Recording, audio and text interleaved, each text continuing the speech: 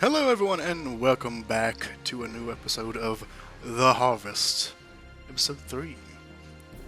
We are back after a long time of waiting. So, let us go ahead and give ourselves a little recap. Alright, first, a little recap. Last time we left off, you all had successfully escaped the castle of Lord Ladrick.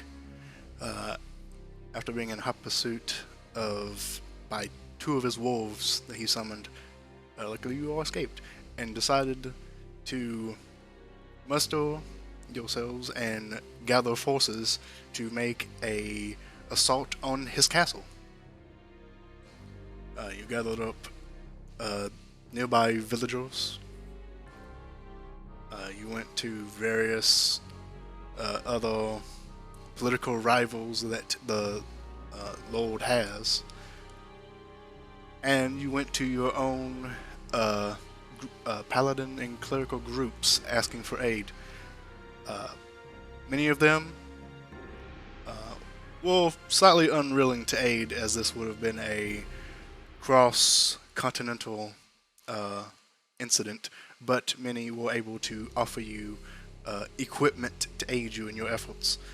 Many of the townsfolk agreed, and many of the able-bodied adults joined in your venture. You were able to convince several of the other politicians in this land to aid you as well. Not aiding you directly with their name, but offering you manpower and sending forces just without their name attached, as to not be connected, as to this incident not being connected back to them. So in total, you have a force of 200 village folk who came out to help. They are basically foot soldiers and the like, mostly farmers and stuff. Not very well equipped, in all honesty, but hopefully we'll be able to make a dent in whatever is to come.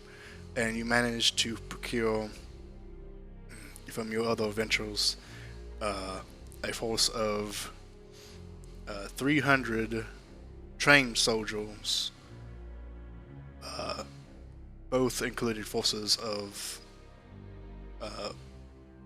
politicians of Umbra and from your home countries, where your paladin and clerical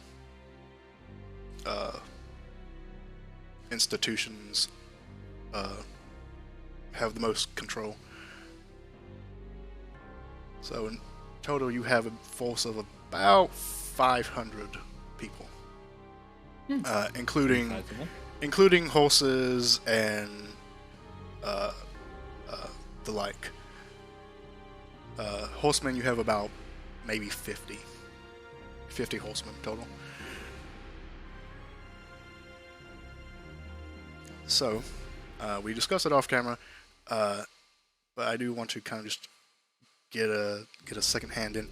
Where do you want to be when this all goes down? You can really just be wherever you want, but the main two options are: do you want to try and go into the keep again to face off against Lord Ladrick himself, if that is where he is? You don't really know until it happens, but do you want to try and get to where he is and fight him one-on-one per se, or do you want to stay in the field with the main soldiers are and fight on the forefront?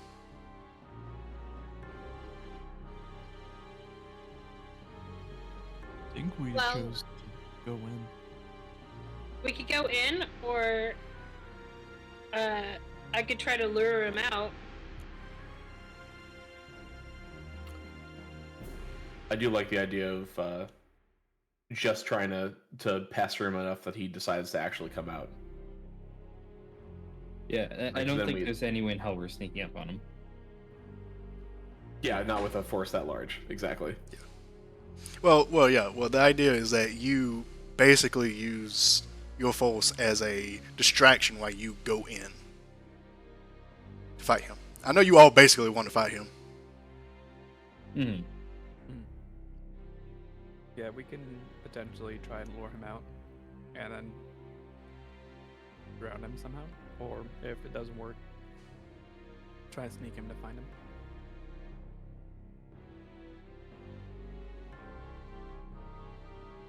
Yeah, let's try to lure him out first. If he doesn't come out, then we'll go in. All right. But that way he doesn't have pre-planned traps and shit. All right, and that is where we begin. We begin on a cloudy, dark afternoon.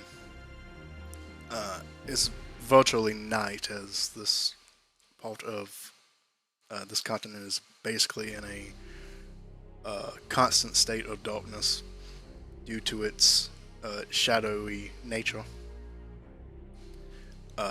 Your forces slowly march across the muddy landscape until eventually you arrive at the keep in sight.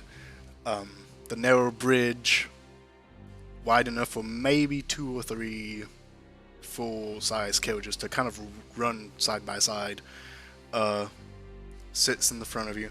The gate is down, it is fully open, and easily entered. But your group, your soldiers, there are also some generals with you. Each kind of faction sent someone to kind of order their group. So you don't necessarily have to be the generals in this scenario, but you could give orders if you wished. And the generals have kind of been instructed to follow your lead since you have first-hand experience with this individual and what may stand before you.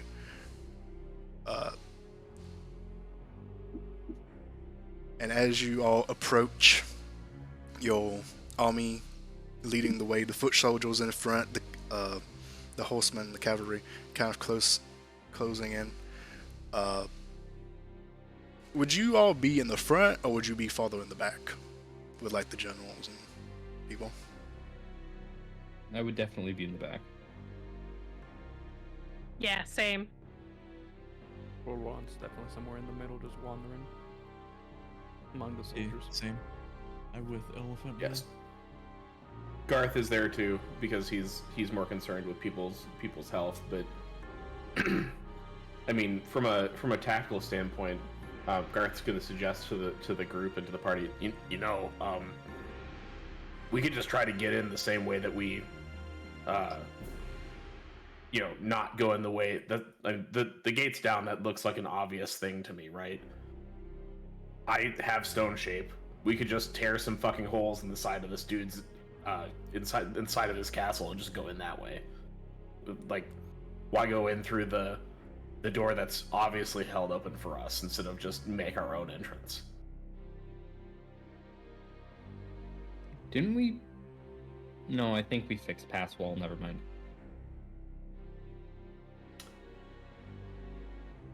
Yeah, I mean, I have that. I have the Voyager staff can do that too, right?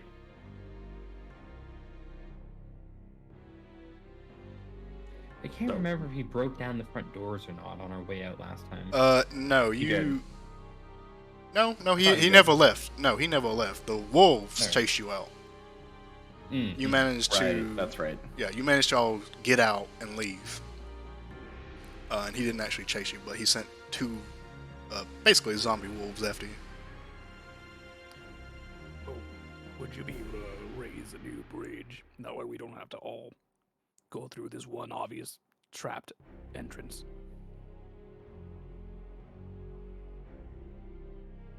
Let me look at the rules for stone shape again. That might be more of a fabricate thing than stone shape. Yeah, the bridge itself is about I would say 200 feet. So for Stone Shape to do that would be a bit of a, I think it would be Yeah, a bit of it's an too ask. much.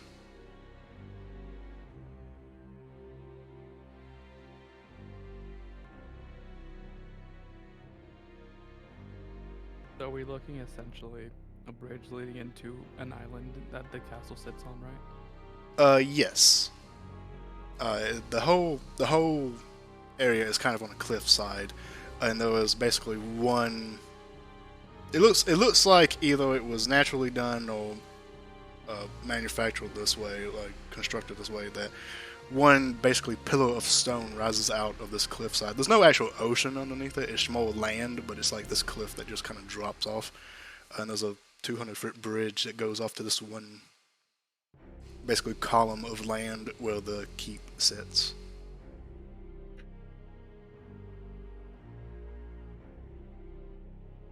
You are currently all marching up in that direction. You haven't made it to the bridge yet.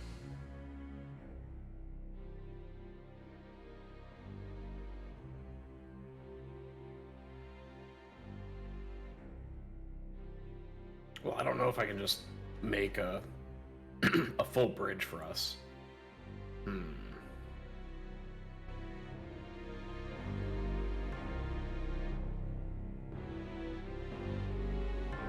I could do something We're traveling stupid through with some control mountains, water. right? Amazing. Make an ice bridge. What I was thinking. Oh, I do have the decanter of endless water still. I could turn it into a geyser and have it shoot 30 gallons of water in a direction, and then you could freeze it.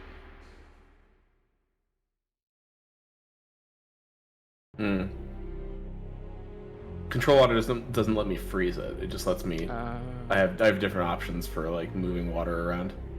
Oh yeah, I have shape water, but Shape water only lets you freeze 5-foot sections. yeah. Great. Look, building things is hard. Building things hard. No, just be a 20 level with the whistle forehead. I also have Create dimension illusions door. and then make them solid, you know. Wait, we have people. Points at the 500 people. Make them make a bridge. Make bridge. Yeah, Make make a bridge bridge. Yeah, that won't take more than a week. Nah, Hmm. I got a lightsaber. Holds it up. What?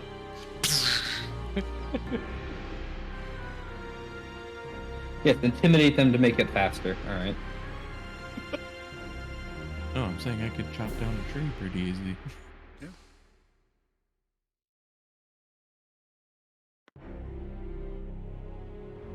No, you're not too late. You're right on time. Welcome. Okay, I don't know if we can make a immediate battlefield bridge here. We might just want to cross up on the main bridge, unfortunately.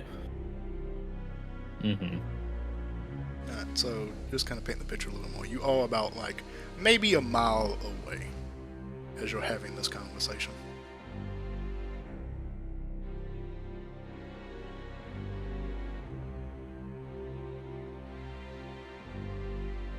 Like the bridge is a mile away from the keep. Yeah, the bridge or is a mile this away is from where you are right now. The bridge is like 200 feet until it gets to Okay. like it's the bridge, gate, building.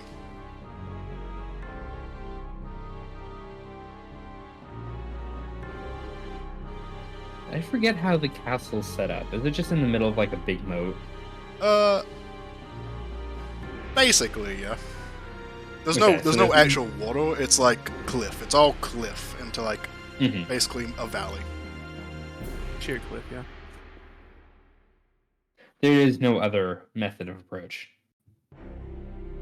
Unless you somehow find a way to make either another bridge or 500 people fly.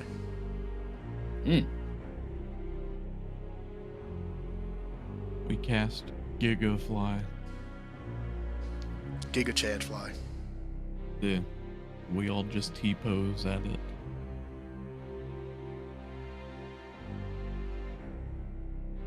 Yeah, unfortunately, I think the bridge is the only option. Yeah. Even if we were to build a second bridge, where would we build a second bridge? somewhere else. Let's go. Somewhere else.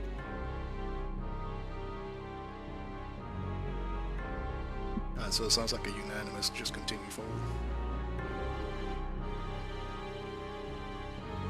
Yeah. Let me read the wording of clairvoyance, because I might want to cast clairvoyance to see if we're gonna get Ashton Kutcher punked walking through the bridge and through the gate.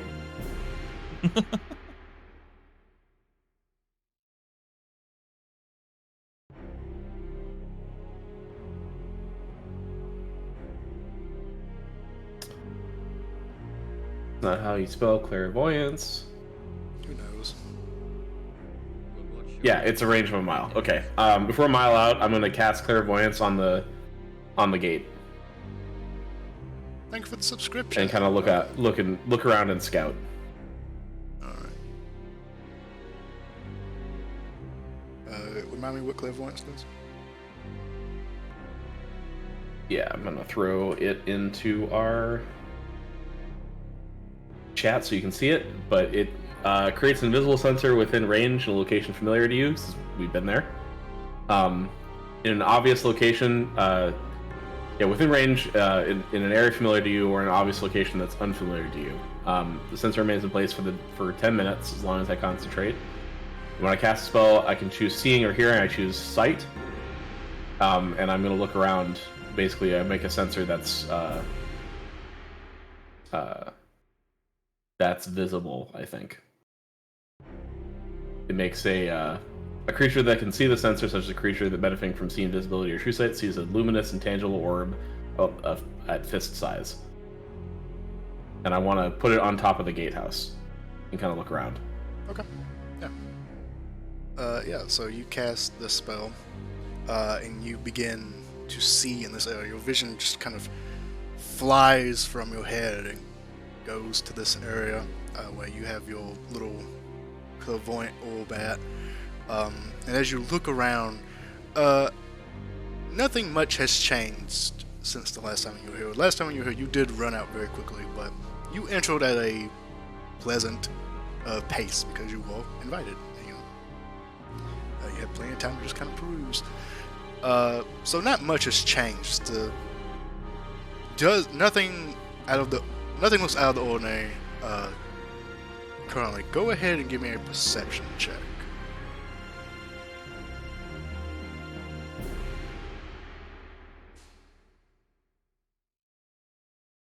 Okay. I rolled a 14, and I get a plus 5, so 19. Okay. So as you look through this invisible scrying orb, basically, you don't notice any traps that have been set up on the bridge. You don't see anything. It honestly looks vacant. The entire courtyard of this area looks vacant. Like no one even seems to be here. But as you continue to look, you do see just barely one of the windows light flickering. Looks like from possibly a candle or a lamp that has been lit, and you see a shadow standing in this window of a possibly 6.5 foot tall figure. But it's very shadowy and hard to make out. And they seem to be staring out this window in the direction of your group. As I relay this to my party, I'm going to say, looks like, to the party in the general, it's just like saying, looks like the courtyard is empty as far as I can see, but there's a 6.5 foot tall somebody just mean mugging me with a lamp from the main castle. He looks real grumpy. I think it's a person. It looks like a figure, and they do not look. They look real grouchy. So I don't think we're gonna get jumped immediately, but we need to be wary of having only one entrance and exit. Gives thumbs up. If we do cross the bridge, you can at least tear down the wall to make us a new entrance, right? Yeah, I mean that and pass wall, right? So we have options. I ain't too worried then. Yeah, I pulled your ass out earlier. I do Anyway. appreciate that. Anyway. We have some intelligence. I'm gonna leave it up and see if anything changes in the meantime. But I'm pretty sure he can see my little sensor, so that's good. That's really good. And as we're continuing to ride, and I'm just kind of looking through that, Shep, is he just staring at it?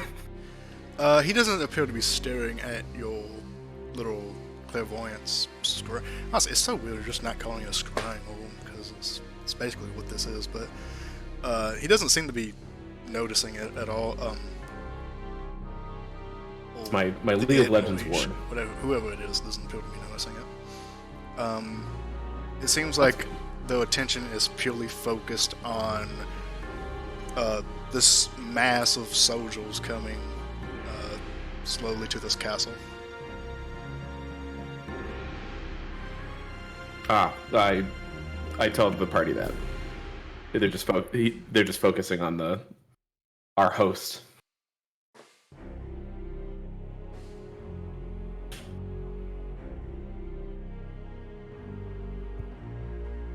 Not much we can do about that.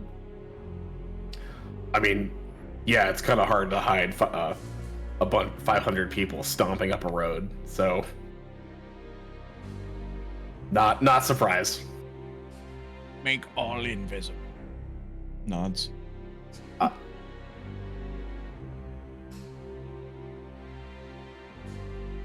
That's Where's their 500 potions of invisibility? Hold on. yeah. Let me just pull that out of my ass. Why up ass? Garth just slowly turns and looks and is just like, oh, okay. Yeah, all right. Why not? Why not up ass? Sure. A bag would be better. You're exactly right. Exactly. I'm gonna go back to scrying. Behold my new magical item, Ass of Holding! Damn. That Damn, thick that's a gets fat out. ass.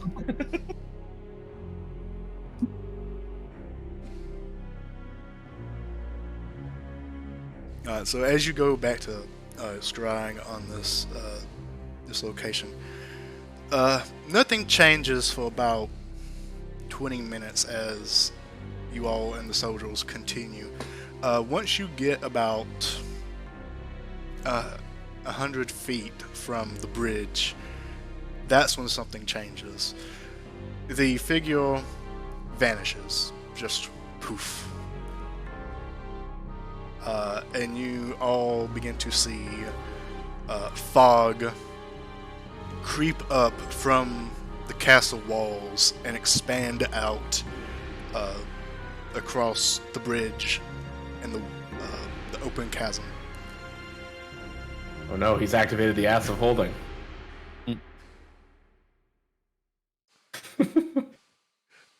And as you approach, there is like a thin layer of fog, like just slow, just like on the ground naturally.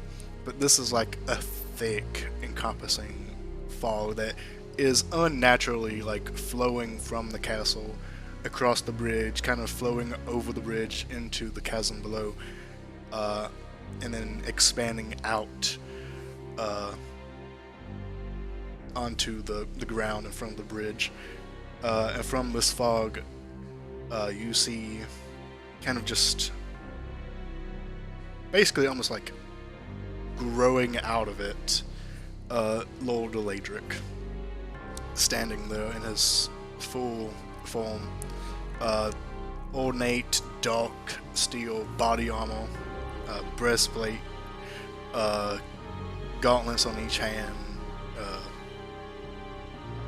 just decked out in armor with a black and red cape kind of flowing out. His long black hair just kind of billowing out almost like the cape itself. And he holds up a hand as if he wants to speak to the group as a whole. And kind of out of nowhere and everywhere, you hear his voice, which you never actually heard before, because as soon as you saw him, you cast silence, so you never got a chance to.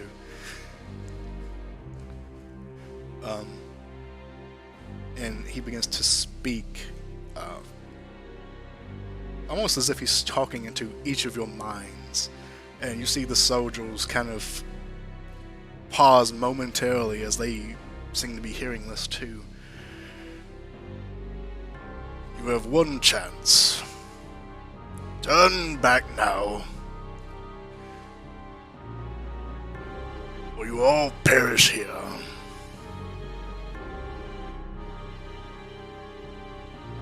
Do not make these innocent men and women waste their lives for your frivolous attempts.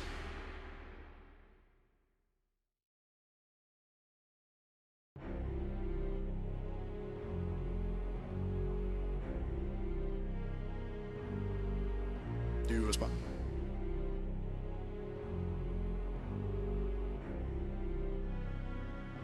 Is it actually him? It looks like it. Can I try and see if it actually is him? You can make a perception check, unless you have some other way you want to do it. I'll roll perception. Well, actually, I guess this would be an investigation if you want to do this. Now I should roll an investigation? I want to give him the help action. Go for it. What does that do again? Just Gives you advantage. Advantage. I say just. It gives you advantage, which is a really good thing. just advantage. 12. Because I've seen spells and would probably be able to help identify an illusion. Okay. With the 12, as you look, it seems to be him. He is kind of far away, so it's hard to get a full view of him. But he looks exactly as he did when you first saw him. When you first saw him, he wasn't fully decked out in his armor, but now it looks like he is ready for war.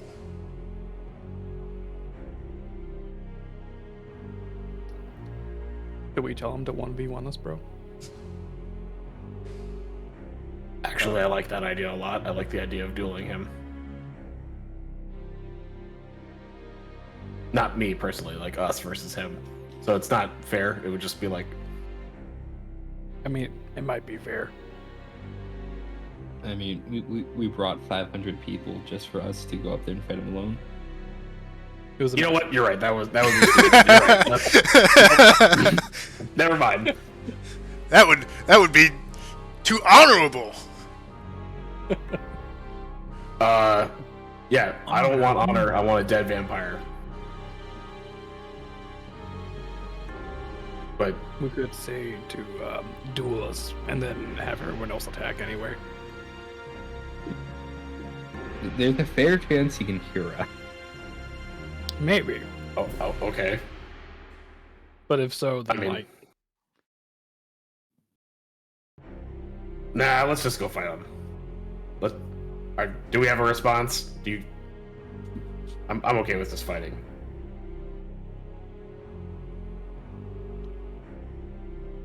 I have a response if no one else has one. I'm just not the prettiest looking. Aim shrugs and takes out his bow. Okay. Was I'm that a gonna, lightsaber? while they're doing that, I'm gonna walk up and say, "Hey, thanks, but no, we're gonna fight you now. So, no, you killed people. You suck." And I'm gonna take out my staff. Javelin in hand. He lowers his hand and goes, "Very well." And then he raises both hands, kind of in almost an open arm stance that goes down into palm up. And it looks as if he begins to struggle, as if he's trying to raise something very heavy in the air. And you just see the ground where you're maybe 30 feet in front of you, like at the edge of like this bridge where the land meets the bridge, start to crack and crumble as you see hundreds, if not thousands, of skeletons and zombies crawl out of the ground itself, and the ground begins to crumble and drop into the abyss below. In this cacophony of just undead groaning and bones clinking, clattering as they all raise up with swords in hand, some of them with armor on, some of them looking like civilians, like farmers or shop owners perhaps, some of them in really fine looking clothes as well.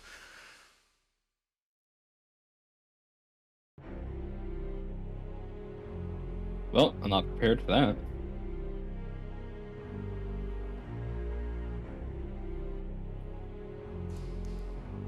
So, Well, shit. Let's do this, I guess. in a rough estimate, you estimate that it is about...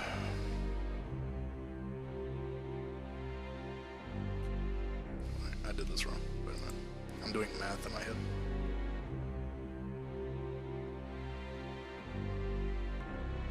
Okay, there you go. You estimate it's around 800 zombies and skeletons. Give or take. Okay, that's not so bad. Could be in 1,000, could not be. Up and down. It's a big mass.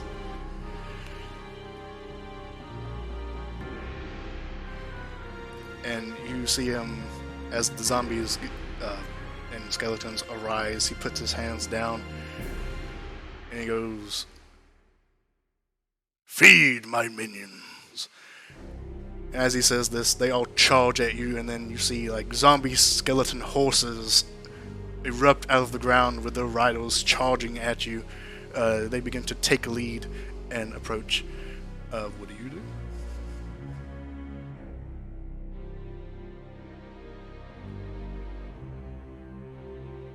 Well, I mean, as somebody who can only target a single person, Ames climbs on top of a carriage, and how far away is he from us? Your group has yet to approach, and he is right now, but kind of on the base of the bridge. So he would be about maybe 100 to 150 feet away from you, depending on Oh, where that's you within are. longbow in line. range. That's fine. Right, Ames will shoot the nerd. Wait, no, first, insightful fighting. Hold on. I'm just gonna use map tools for my macros. Can he beat a... We're also not really going to bother with an initiative. It's basically going to go because it would just be too many. So it's basically going to be you all do whatever you want to do, and then he'll go. Can he beat a 32 insight with deception? Unlikely. Okay. I'm just gonna assume I have sneak attack. Oh yeah, go for it. Yeah, you. 21 to hit. 34 total damage. You say 21? Yep. Let me double check. Pretty sure that does hit, but let me double check. Mhm. Yeah, that hits. Okay. Also silver arrows and all that jazz. Awesome. Yeah.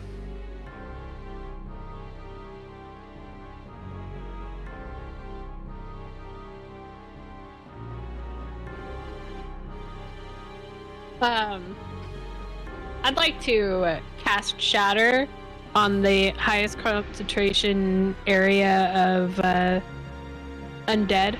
Okay. Yeah. Easily done. How much damage did you say you did? 34. 34. Thank you. All right. As you see, you watch as this arrow flies from your bow, flying, arching over the your army and his undead horde, flying down and just pierces into his chest, and he is unfazed. You just see the arrow almost like be pushed out of his chest as he stands there. Well, fuck. From this distance, it's hard to tell if the silver had any additional effect or not. Alright, and you cast Shadow. What save was that?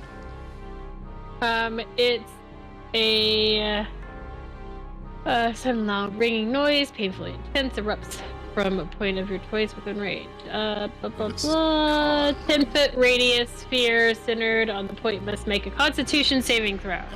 What's the DC? It would be 17. 17. How big of a area did you say? 10-foot radius. 10-foot radius. So 20 feet. Mhm. Okay. Let me just do this.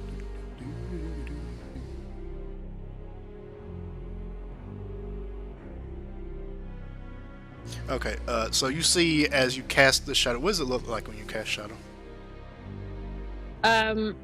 Well, Azalea lifts up her hand and she throws a lightning bolt that goes to the area, and just a massive boom happens right there, and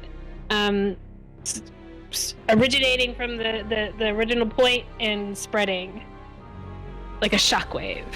Awesome. So you just see this massive explosion in the air as this sound wave goes off, and you just see skeletons just shatter into bones, and zombies explode into pieces in this area. But the horde just keeps coming, running over the now double deceased comrades. Can you go ahead and roll damage for me? They died, but we'll just go ahead and roll damage.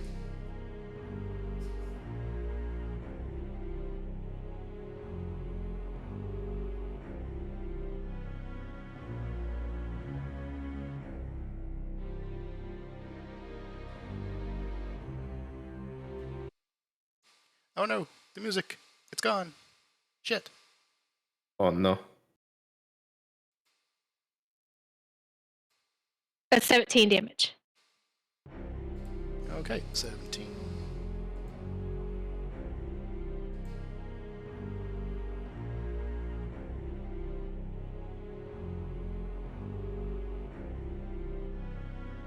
Good stuff, good stuff.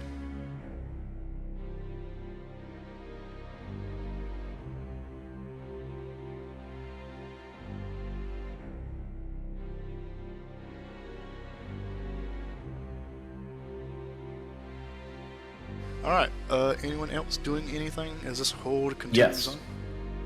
on? The horde's passing through the gate in front of us, right?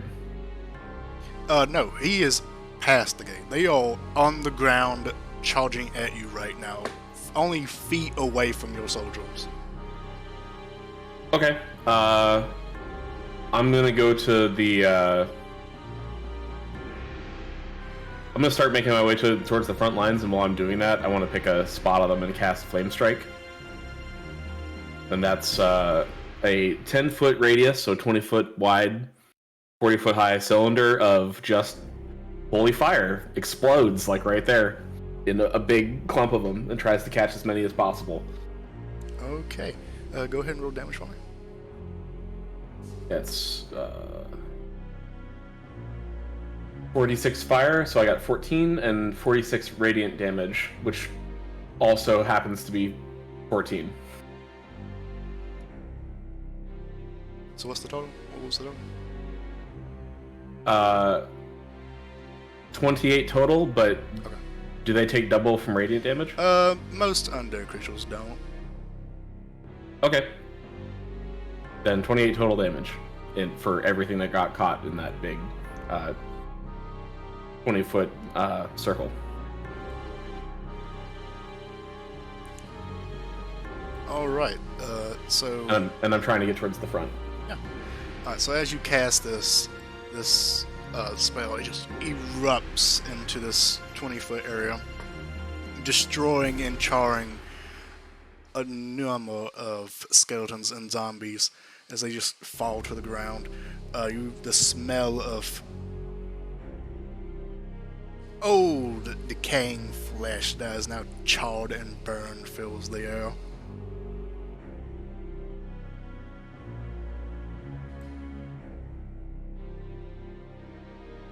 A good start. Alright, who else? I guess I could order the paladins to phalanx formation. Alright, so you do that, and they do as you command. They get into this formation,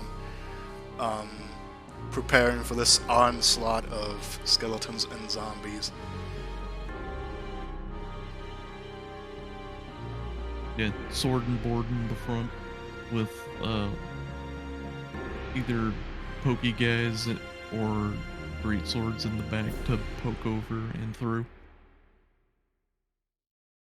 Alright, so your men just kind of stand their ground, shields up, weapons at the ready, spears and swords kind of poking out from in between the shields, ready to just skewer anything that comes into contact.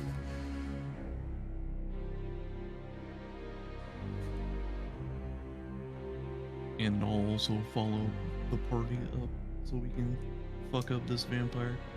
Alright, so you all are... Meanwhile, while this is all going down, you are moving forward, trying to move in between your army as it stands, trying to make your way to this vampire lord who is only 100 feet away from you, commanding this undead army. Sad, I don't believe you did it yet. Is there anything you'd like to do? I don't really have anything rangy or widespread. I just kind of go and follow. Well, if you Weapons want, at the ready. if you think you have an idea for what the army could do, you could give them an order like we just did, or... Oh, if any, I don't know if there's any wizards or spellcasting folks in our army. There But are if anyone several, has- like, clerics and, spellcasting individuals. Those mini paladins. If anyone has fireball, that'd be pretty cool. I'd say maybe, like, 1 or 2 individuals probably have fireball. There's not, like, a lot of, like, high-level spellcasters. So the individuals that you contacted to try and get aid mainly just sent you with whatever items you had. They basically gave you all the items that you currently have right now, and they sent you basically your standard army units, as opposed to the paladin orders and the clerical orders sent you actual people with some sort of magical inclination.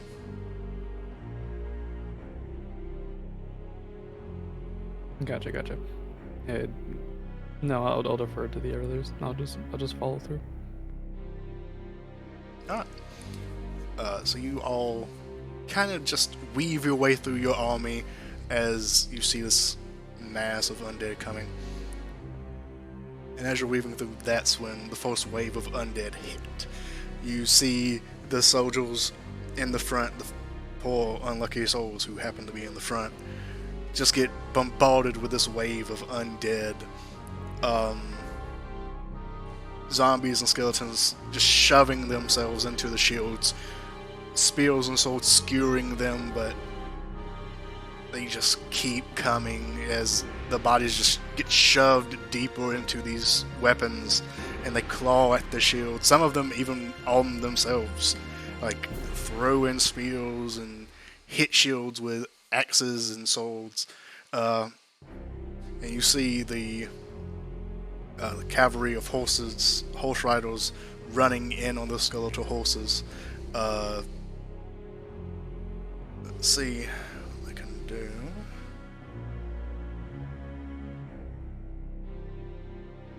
Alright, so they run in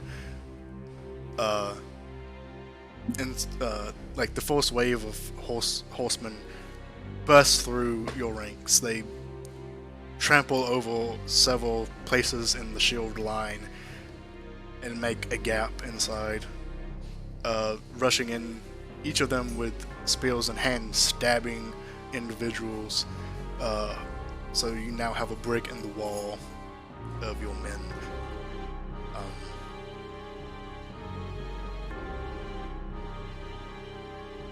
I don't know if we're taking a specific turn order, but I'd like to try to get over there and prepare a turn undead. Okay. Yeah, basically how we're doing it is it's going to be you guys go, and the army horde goes, with Lord Ladrick basically going on the go. So it's basically like, you go, I go, you go, I go, you go, I go. That kind of deal. Just keep this all running as smooth as possible. And as this zombie undead horde rushes in, go ahead and actually, what is your passive perceptions? Mine's crazy. Hold on. Yeah, mine's only 15. Tell me if you have above a 17. I think my math's out to 30. That's definitely above a 17. I don't remember if I actually took observant, but if I didn't take observant, it's 25. Anyone else? Mine's only 15. Yeah, mine's. I did take observant, yeah, so I have 30 passive perception. Okay, then you definitely see this. That's good enough for me. So you see, as your group is making your way through this army, and you see the line basically falter. You see several of your soldiers fall. They get killed. They get slain. And you notice, and with your keen eyes, you're able to see when they fall. Blood normally just trickles, depending on where it's coming from, pools. It normally just pools around the body if it's a severe wound, and these are severe wounds. You notice that the blood begins to, as it pools out of the body, it flows towards the castle. And you're able to see it's flowing towards Lord Ladrick as your people are killed.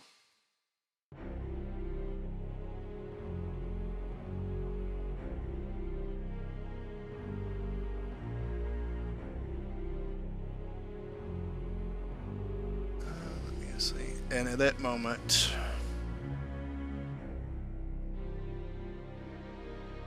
you actually see Lord Ladrick himself kind of open up his cloak, and you see the shadows kind of manifest where his cloak is, and these two large wolves that you have seen previously, these two large undead shadowy wolves, emerge out from his cloak and take form in front of him and begin charging into the fray.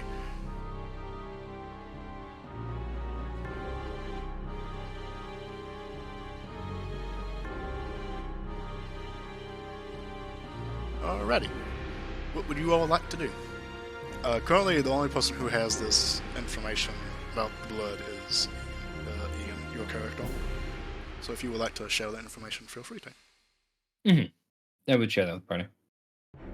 And also, oh yeah, by the way, the wolves are coming.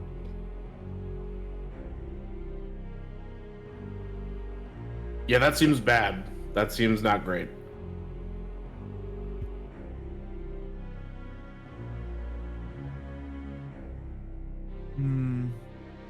Whenever it's my turn, Shep, I'm still gonna try to do what I mentioned. Yeah. If you want to do something, this is your time, and just tell me what you want to do. Okay, I'm gonna try to go towards and shore up that hole in the lines. So I'm gonna wade over there, and channel divinity and turn undead. And just literally just out, go! Because that's my god. Alright, so you rush forward into the fray as much as you can. And cast your channel divinity. Alright, what is the save for that? It's con, right? Oh no, it's wisdom. Wisdom. Wisdom. Yep, wisdom, Wow. and if they're below a challenge rating of 1, they instantly die. Okay. I believe They're destroyed, not just die. Yeah, they're destroyed. I believe zombies. Oh, I don't believe skeletons are, but I believe zombies are.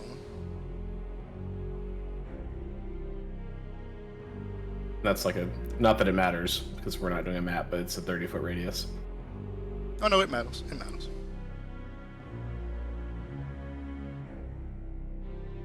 Yeah, so zombies are skeleton.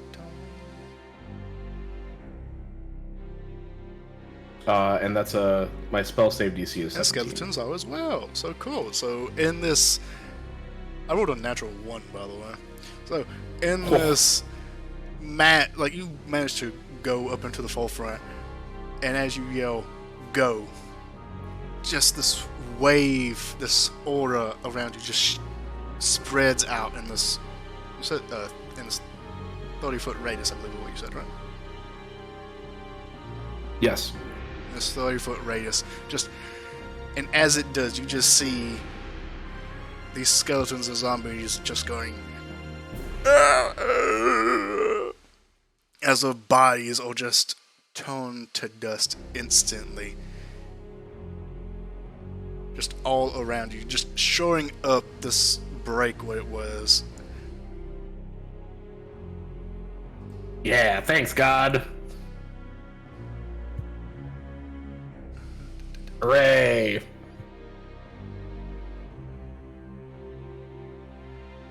Gods are cool. That's all cool.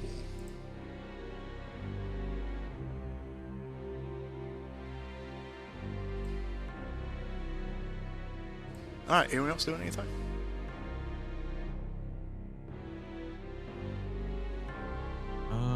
We got fucking big old dogs. Dogs. I'll take a pot shot at one of the dogs. See if that fares any better. Yeah, you can do Like that. Dex? Like dicks. That is 28 to hit. That'll hit. Are they near a friendly unit yet? The wolves are farther back in the line, so they haven't quite reached your group yet. Alright. I forgot the insightful fighting, so that's 5 damage. 5 total? Yep. Okay. Alright, so you fire off another arrow, and it hits one of these wolves, and it does sink in. Like, it sinks in, but it doesn't seem to really have had much of an effect. You kind of do see it wince a little bit as the silver, like, hits, and you actually, with your, like, 30 perception, actually do see, like, smoke kind of billowing off of, like, its shoulder where this silver arrow has landed. Oh, that's more effective. But alas, I can only shoot once a turn, so that's it. The woes of being a rogue. Yep.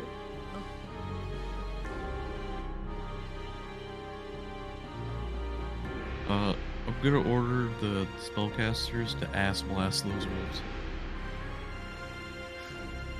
Alright, you give out the order, and these clerics and paladins, of which you have maybe like 100 or so, each start casting those spells. They're not very, like, on your level of, like, paladinhood, so a lot of those spells are, like, kind of on, like, the first and second level side. And they just start blasting out these spells. You all see, like, this array of, like, radiant light go forth and, like, hit. Some go a little askew and hit, like, zombies, but they are all trying to target, like, these two wolves are, like, running in.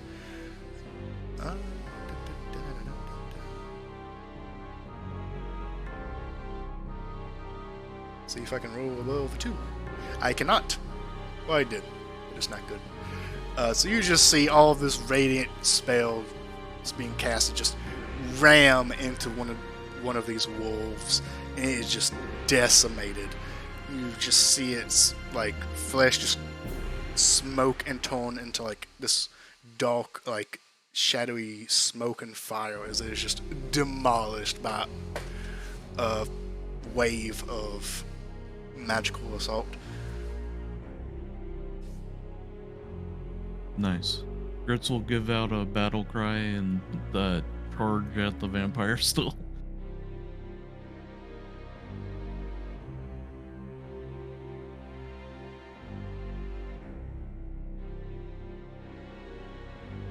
Alright, who's next?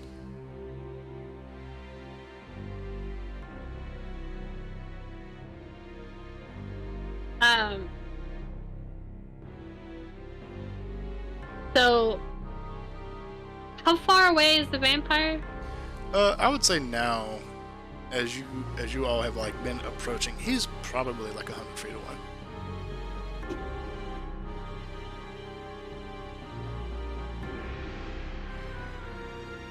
Because at the start of this, you were all kind of like in the back line, and now you're like in the front of it.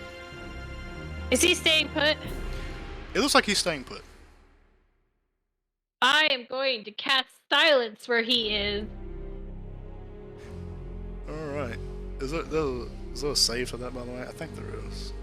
No. No? No, it just happens? Okay. For the duration, no sound can be created within or pass through a 20-foot radius sphere centered on the point you choose within range. Any creature or object entirely inside the sphere is immune to thunder damage, and creatures are deafened while entirely inside it. Casting a spell that includes verbal components is impossible there.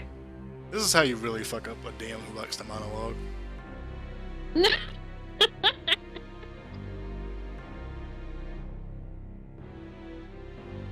Can't believe it.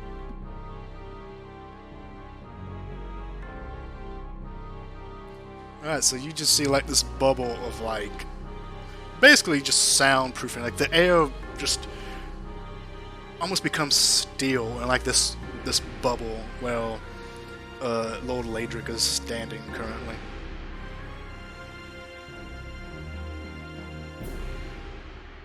Azealia will flip him the bird.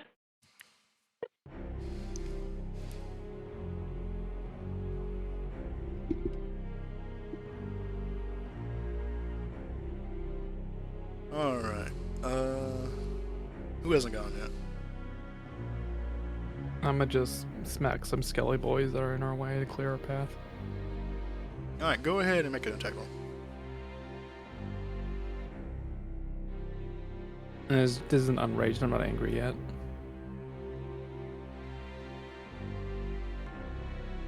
Uh, 13 to hit. Okay, so you rush in. You go to like one of these areas where the line has been breached and like zombies and skeletons are like pouring in. And you start just swinging at whoever you can see. Like anytime you see like one about to like take a soldier, you like try and handle it. And you do manage to like take a few out as you go. But you're really in the thick of it, and it's hard to like really get good maneuverability around.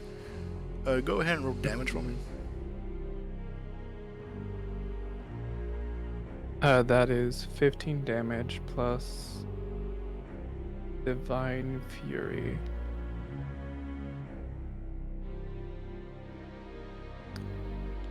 Uh, 22 damage. Okay. And it is what's it called?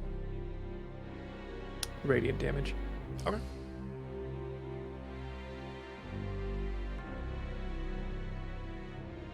Alright, so you just cleave through several of these skeletons. Luckily, saving... Well, I say luckily. Thankfully, saving a few of your soldiers who are about to be slain.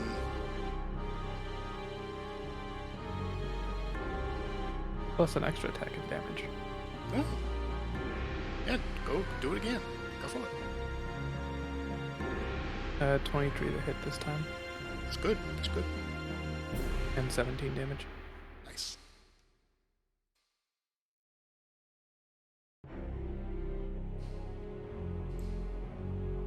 Yeah, that's what Laurent's did.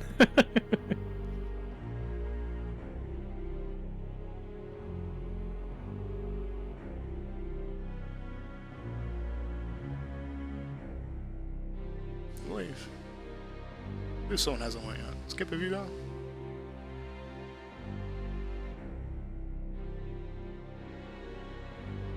Yeah, I thought you you did turned on the- dead. Sorry. Oh, okay. Someone. I feel like only 4 people went. Where's I going?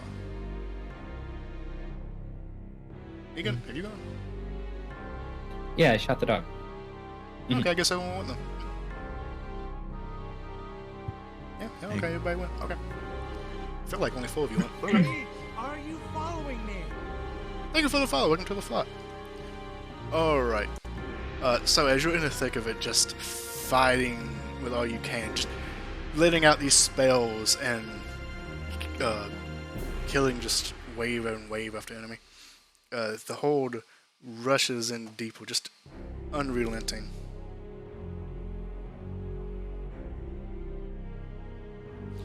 But luckily, your line manages to hold firm with this new onslaught and prevents any more undead from breaking the shield line in front of you.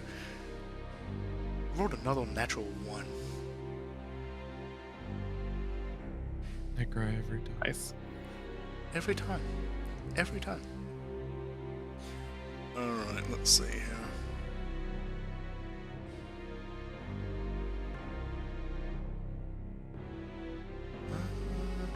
Okay. And seeing this, seeing the,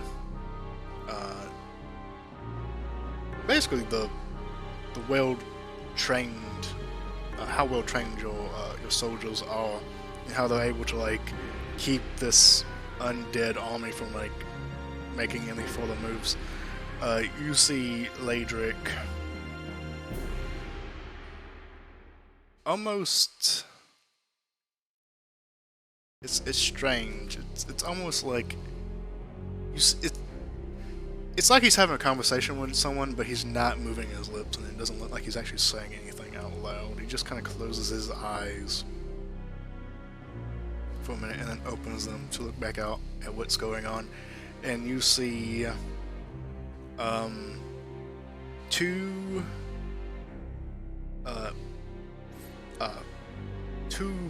pillows of like fog leave the castle and are making their way to the fray, and as these basically like little clouds of fog reach over, they fly over the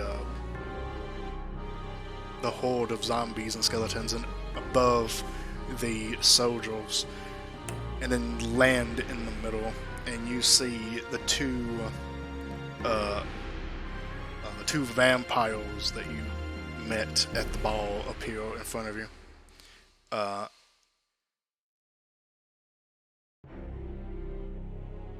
In the middle of your group of soldiers. That's more like it. That's a natural 20. And they just start slaughtering soldiers left and right. Anyone that is next to them, they just instantly kill them by clawing at their throats, biting them, draining them of their life.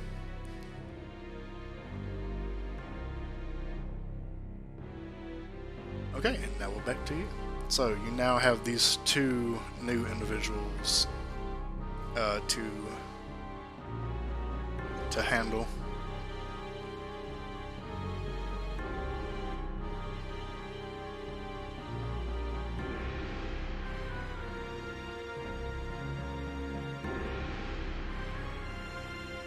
Would you like to do?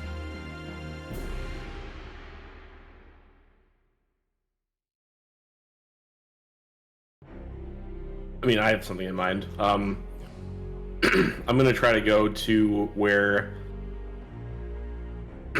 one of the 2 new vampires are and cast Banishment. Ooh, I like that. Okay, what's the save?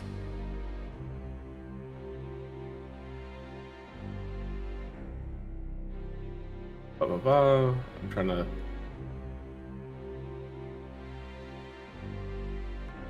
It's a charisma saving throw.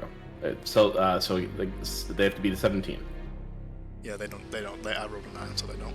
Okay, so which one are you going after? There is the elderly gentleman vampire, and then there was this probably was changed in her 30s female vampire whose names I do not remember, so I'm not going to say them.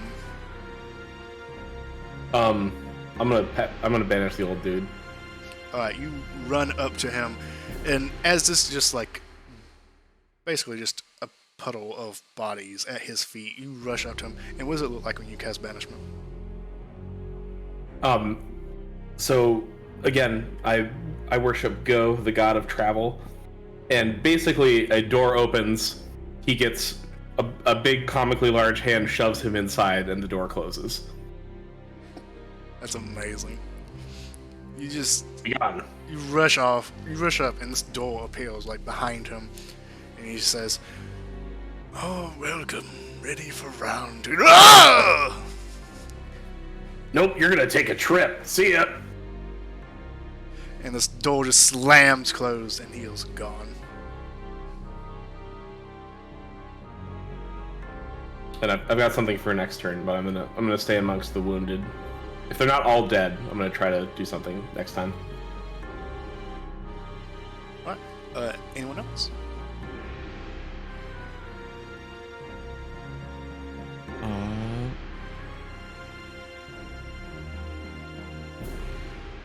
I'll run up, I guess, and start hacking at the lady. Alright, go ahead and roll me an attack. Okay. Let me impact that. Pretty good. Blech. 22. That'll hit. Nice. Get hit by the power of God and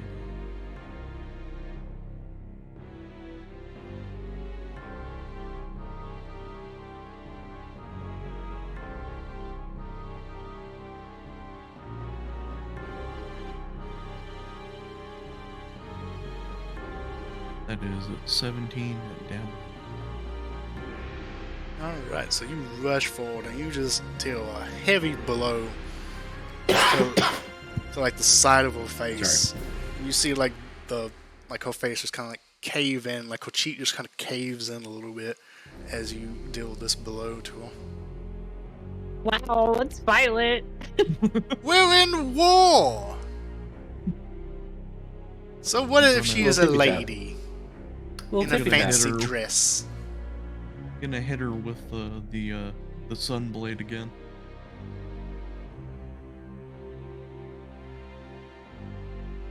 The power of God and sun.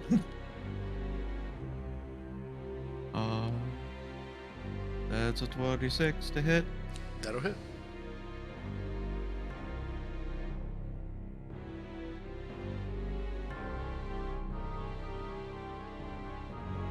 She's also undead, so I don't feel bad. Yeah, she just killed a bunch of people. Points. Yeah. And that is 20 damage this time. That's good. That's good. Is this radiant damage, by the way? Yeah, this is Okay. radiant damage, and I am radiating sunlight around me in a 15-foot sphere because of Sunblade.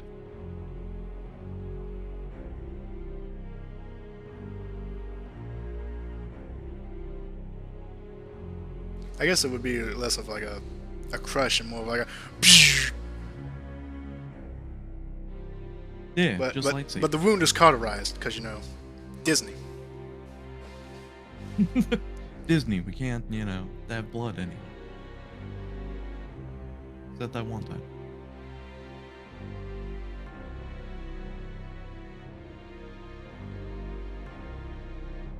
All right, so you hit her again, and this blade just kind of cuts her again, and just her, like where the blade hits, like it's this hard sizzling, as like her body kind of like turns to like smoke and ash with each like hit of this blade.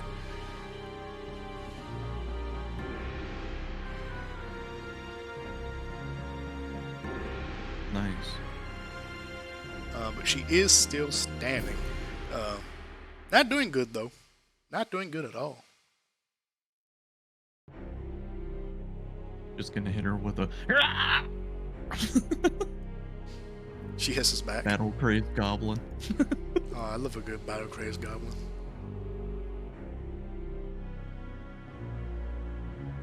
Alright, anybody else?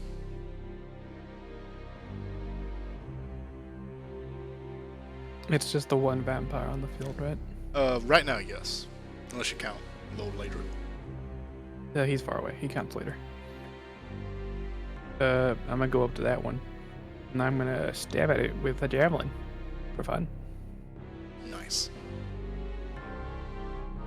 Roll a hit. Then give me Yeah, your might damage. as well rage.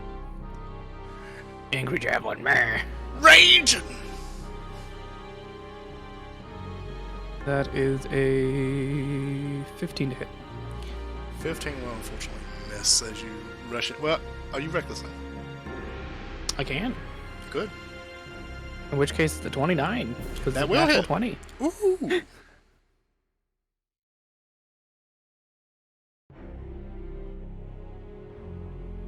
In which case, that is 11 damage. Telling me 6 critical damage, and for funsies, some divine fury. 8 more damage. Ooh. Radiant. Did you double that as well? No, but I can, so 16 radiant damage. Nice. What was this one? 22, Numbers. 16, 30, like 40 or something, whatever. A lot. Fucking lot. So you rush in with your javelin, and you just, with a loud battling yell, you just stab her where the heart is, and you just see like this spear, this of emitting this radiant light, just stab into her, well, where her heart would be at, and like her chest just begins to sizzle and burn away, leaving like this open, gaping wound in her chest and back. She just slumps off of your spear. Is she dead? She looks like it. You do see like if. Well, it depends on how long you wait, and do you stay for a while and like make sure, or I'll are you just going dump back a into the bottle of fray? holy water on her. Yeah, I'm gonna keep Oh, the wow. sunlight on her, so she's like dead. Oh, okay. Yeah. You have like the sun blade out, so the light. You sprinkle some holy water on top of her just to make sure the deed is done, and you just see her body like just go through like a rapid decay as like it just turns in like to dry skin to bone, and then eventually into dust and crumbles away. And for my next trick, I'll do it again. And I point at the Lord.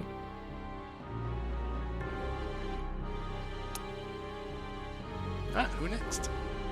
That was awesome. Y'all really like just handled it perfectly. I'm gonna pew pew Eldritch Blast the vampire. Pew pew pew pew pew pew. Pew pew. Yeah. Alright, go ahead and roll to hit.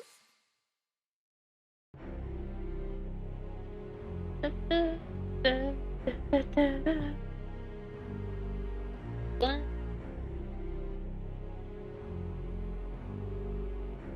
Plus. Kitty. Oh no, cat aggro.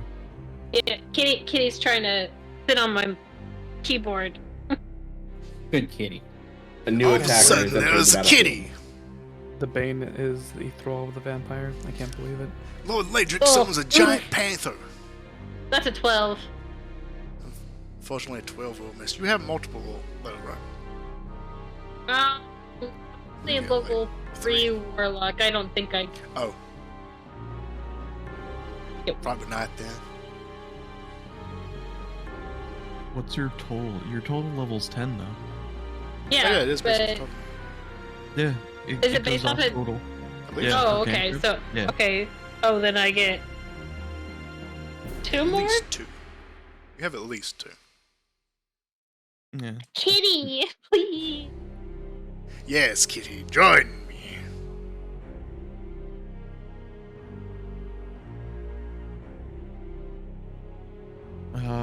Oh. She only gets 21. 1 more. So I Fifth, though. get 3 total. Let's see. Yeah. 3 beams at Okay. 11, so you have 2. You only have 2. Oh, okay. Yeah, Then, we're 1 yes. level off. Yeah. one level Okay. off. Then 21 on the second one. That'll hit.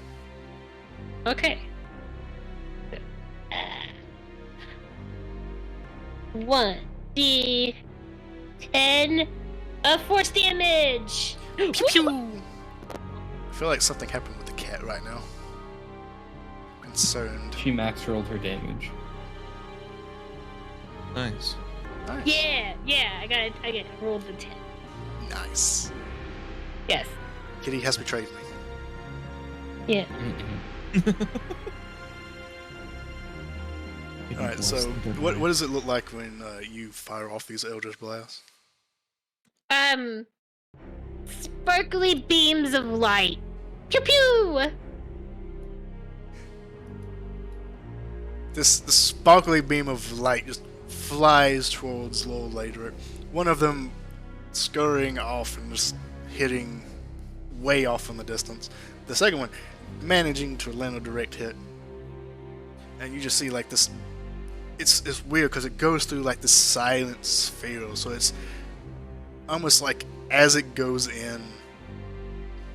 Normally you see like the air around it kind of sparkling, but as it like hits this like what is essentially just non-moving air, it almost like turns into like a more condensed ball of sparkles itself and like lands into the vampire lord.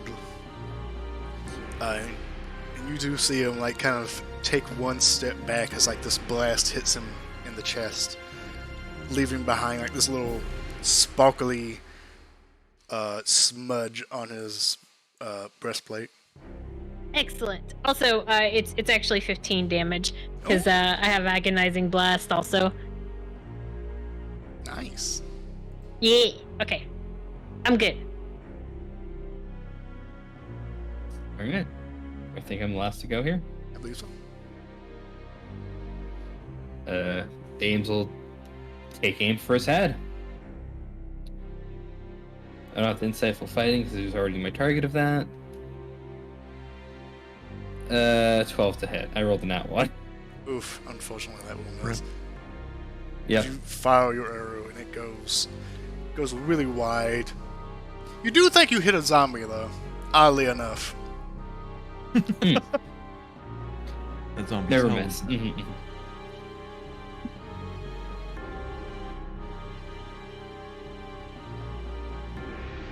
Alright, so now it is his go. So, let's see if the Horde manages to do anything this time. And I don't roll another natural one.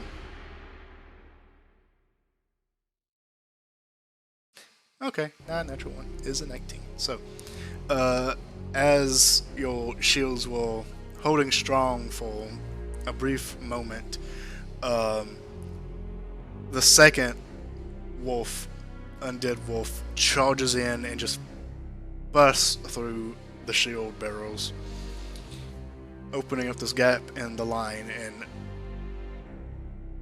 a wave of undead rush in and begin to just tear apart the soldiers inside who are fighting.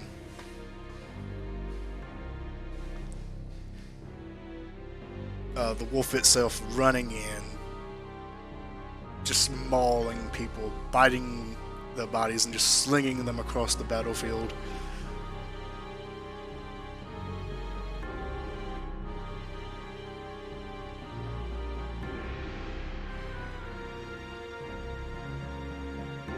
Alrighty, let's see here.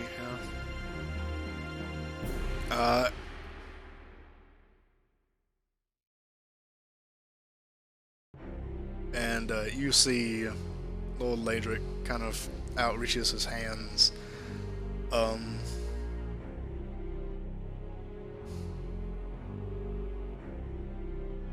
And he walks forward.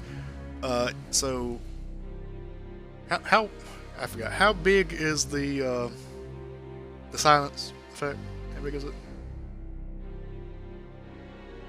20 radius. 20 radius, so 40 feet total. And you centered it on him, right? Yeah. Okay, so he walks about 30 feet and exits the bubble. So he is now off of the bridge and is standing on the field, maybe like 60 feet away from all of you. And he outreaches his hands, and you see from the skies appearing like little specks almost at first, like little black specks, and then all of a sudden they grow in size, and you just see a massive flock of what looks like a black cloud of bats flying in, and just they swarm into the soldiers and just begin wreaking havoc. Various bats clinging onto their faces and biting whatever part they can get to that isn't fully armored.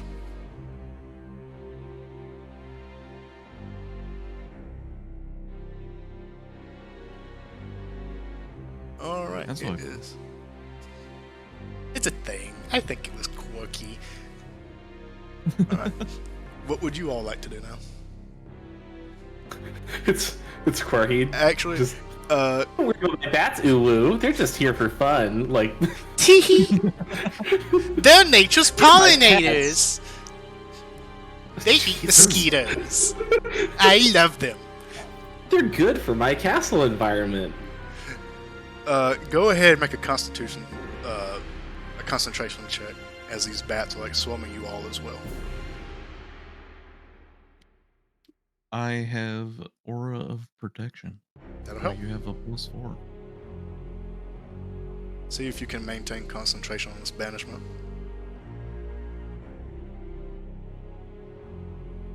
I got a 16, and I get advantage because Warcaster. See if you only need Yeah, like a 10. that's still better. You're not actually taking that's- damage, it's just like a swarm of bats being in your face is a little distracting. Just a little bit. Just a teensy-wincy bit. Just Yeah, annoying. that's plus my Constitution modifier, so it's a 19. Yeah, you're good. Alright, what would you all like to do? I turn to the back. I return to my homeland. You join the flock of bats and you turn on your fellow comrades. No, convince them that the vampire is the bad. I don't think it actually lets me talk bad. I think I just look like a bat. Yeah. It's unfortunate. You can always try. Squeak, squeak, squeak, squeaking, squeak, squeakins.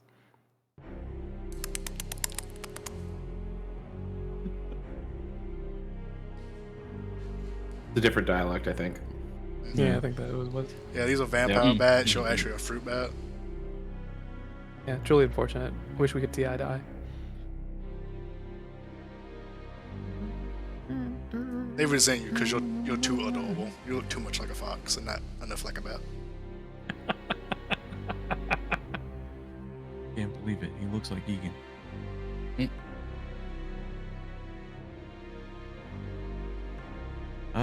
Well, shit. We have the other undead wolf that's being a complete asshole. And he is now We in have- the ranks. He is now amongst you. I mean, might as well stab it to death, right? That is a good idea. I'm gonna take a paw shot at it, see if I can potentially do something. Alright, so I will say with all of the bats now swarming you, you all have disadvantage on attack rolls. Well, does that include my ring of free action? Remind me what that does? Would you consider this to be difficult terrain? Eh, yeah, but no. I mean, you're in the middle Fair of like enough. a war zone, but I'm not going to count it. Fair enough. Yeah. All right. I'm just gonna go attack the thing with a javelin. No, with a great axe. Ooh. Now I'm madder because there's bats in my face. Rah! And of course I recklessly attack. Does a 25 hit? 25 does hit, yes. Cool. That's 12 damage. Plus Divine Fury. 8 radiant damage. So 20. Right. So you stab this this undead shadow wolf, and your weapon just use a clean cut. You see like this radiant energy like sizzle away at its like at its shadowy flesh.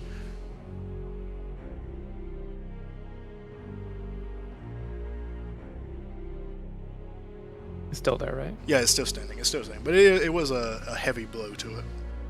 Well, I do it again. Extra attack. My God, he's doing it again! Who would have thought? It's almost That's like he's way a too hit. fighter or something. That will hit. So 23. That would Cool. That one's just 16. Radiant damage. Divine Fury only happens on my first attack. hit. 16 damage, you said. Yep.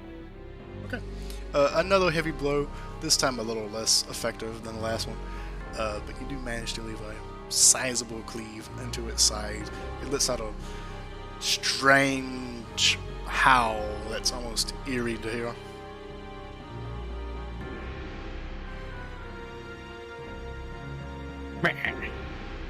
Alright, that's on my turn. Who's going Okay. next? I've got some stuff I wanted to do on my turn. I wanted to use my other channel divinity to turn undead. Go for it. I say go for it, but I'm the one who has to roll It stuff. happened. It happens, yeah. Me, I Okay, walk they got out, it's a do it natural again. 18. So, what was your save? 17? Is that what you said? 17. Yeah, so they do save. Unfortunately. Okay, that's fine. Yeah, nothing happens on success. I don't believe. I think it's like a save on. No. It doesn't. Yeah, nothing. Yeah, nothing happens. It has I'll to tell you fail what, for. I will destroy to roll happen. for the wolf by itself. It also got an 18. Wow. Cool. I'm gonna then cast mass healing word on the soldiers around me to try to get some of them up and going instead of dying and leaking blood. All right. Yeah. You cast this mass healing. What does it look like when you cast this?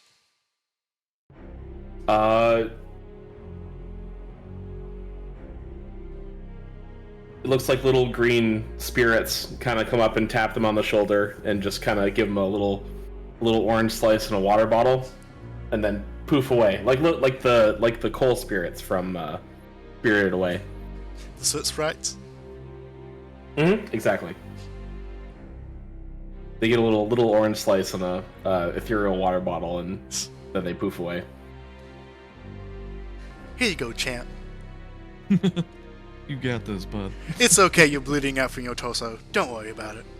Yeah, little trail mix, ready to go. Get back on the road.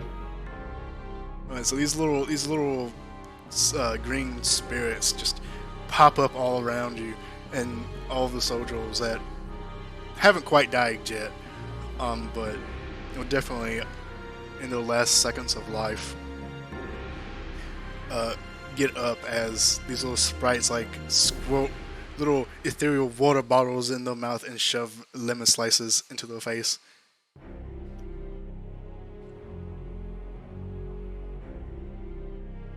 Yeah, exactly. Nice. So I would say you get like a good few individuals. What's the radius for this? 30 feet? Is it 30 feet? Something weird. It is up to it's 60 feet. Oh, So 60 six feet. creatures Oh, wow. that I can see within 60 feet. Okay, 6 creatures. Okay, so you managed to get 6 people up. Yeah, that's the best that mid-tier battlefield healing magic's gonna do. It's better than nothing. You make a hard call and you choose 6 people specifically. Everyone else, fuck them. These 6. It's a hard call, but Repairable somebody's got to line. do it.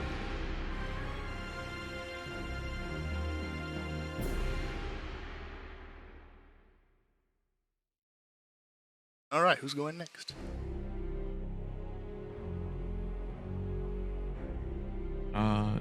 Taking a cue from Cleric Boy, I'll also order like our clerics and paladins to start patching up folks.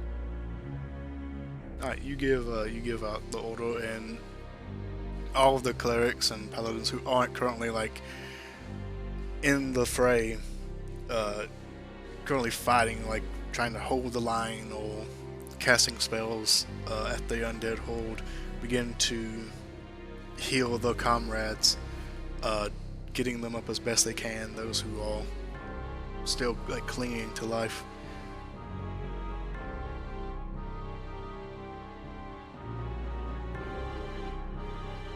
Damn.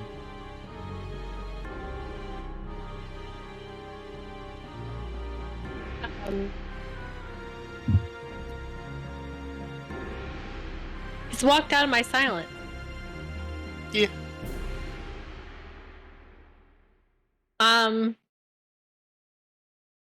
Welcome again. Silence. Cast it again. I cast it again. Again, another one of these little like weird bubbles of soundproofing like appears around him.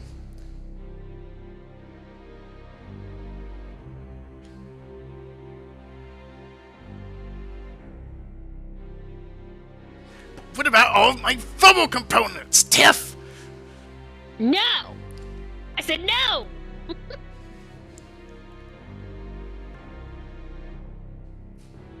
Come a little closer. No, you come to me. No. No. No. I said No.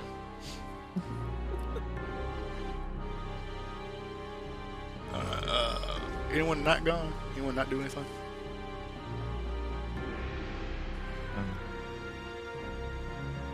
Dean, did you go? I don't know if Egan actually I went. don't think so. No, I was gonna go, but then I didn't. Alright. I will try to deal with the wolf. Okay. I will insightful fighting the wolf. Can the wolf beat a 22 insight check? Very unlikely. Okay. 25 to hit. That'll hit. 30 damage. All right. You pull back your arrow and release it. Just as this wolf grabs the soldier in its maw, lifts them up into the air, and is about to throw them out, you take that moment to aim your arrow and fire it, and you hit it right in the skull where the brain would be at. And you just see it drop as like this silvered arrow begins to sizzle in its cranium, and the body just kind of dissipates into shadow and smoke. Mm-hmm. And that'll be my turn. All right, it is now the horde's turn.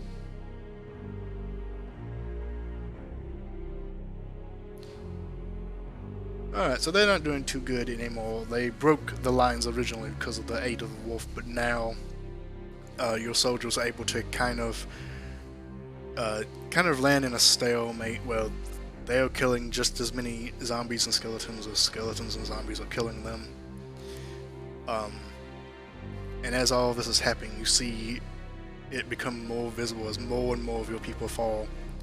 More of their blood drips onto the ground and is slowly being gathered up into a pool, flowing almost as if like a river of blood flowing to Lord Ladrick. Following me. Thank you for a follow. Welcome to the flat. And as it all kind of pulls in, kind of like see it seep into his body. Yummy. Delicious. The juice.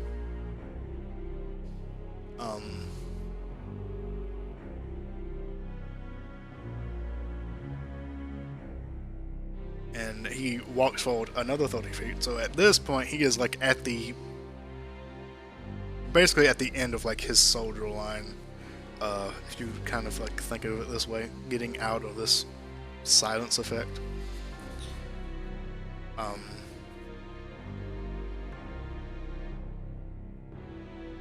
And he says, I grew tired of this.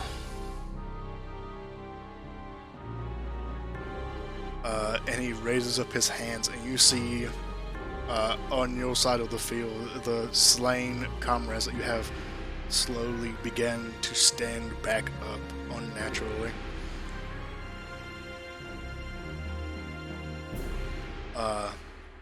It was what was once your comrades begin to attack their fellow friends and family.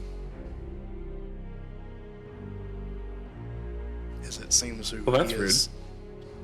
He has brought back the once slain victims.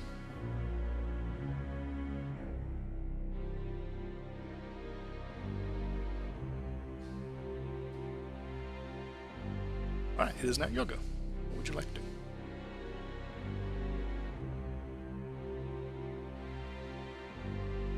How far away is this clown? Right now, not very far. He's probably like 60 feet away. He's like, it's basically you're in like the front lines of your group, and then there's the wave of zombies, and then there's him at the end of his zombie and skeleton horde. I see. So close, yet so far away.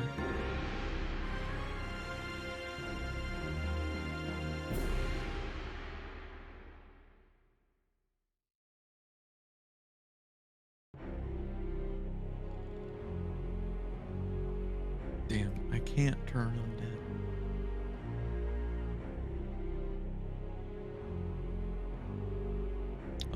But since he is close, I'll channel divinity and do my special on Watcher's Will. I'll target myself, Laurent, Garth, and Ames. That's 4. And for the next minute, we have advantage on intelligence, wisdom, and charisma saves. Sounds good. Are you sure you don't want to target random NPC number 450 instead? Oh man, that's my favorite one. But no. Okay.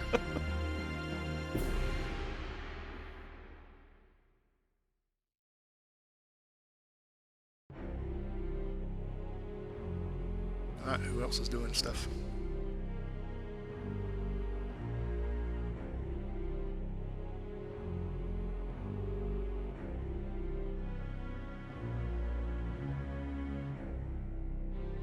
This dog's still alive, right? No, it died. Okay. Dog is dead. Rip Bozo. Oh, Lamau. Can I do an Arcana check to see if the spell that he just cast to cause our friends to reanimate is in effect, or if it was a spell that already succeeded? Yeah, you can make an Arcana check. Okay.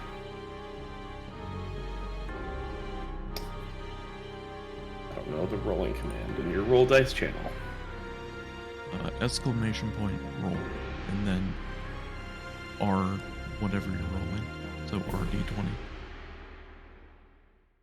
Or 1d20. Sorry, I'm dumb. I miss speaking.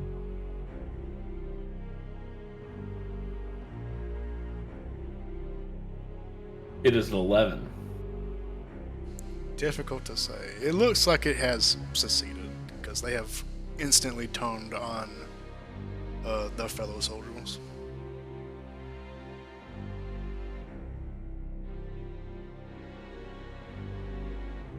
And it doesn't. okay. It doesn't appear to be that he is in the process of casting anything right now.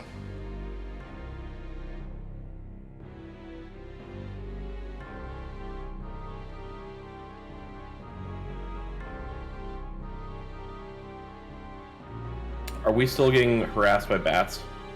Yeah, they're still there.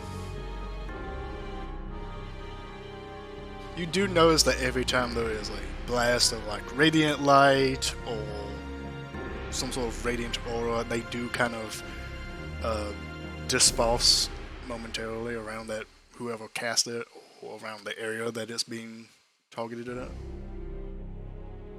But nothing has really been done to try and thin the flock. Okay, then I'm gonna cast Summon Celestial. No, I'm not. That's a concentration spell. Never mind. Speaking of which, go ahead and make a concentration check.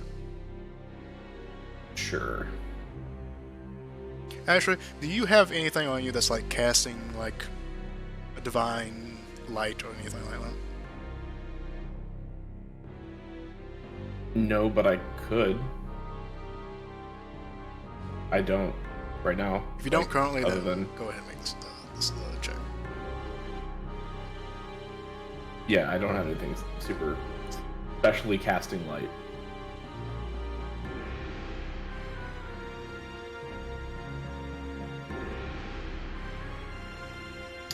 It's a 15 plus like a 5. Yeah, plus 3, 18. You're good.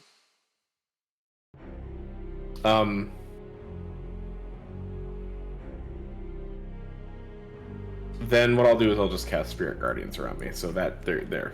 They'll stop bothering me. That'll stop them. It'll stop them. And I'm gonna because they're dead. I'm gonna cast Spirit Guardians and keep trying to.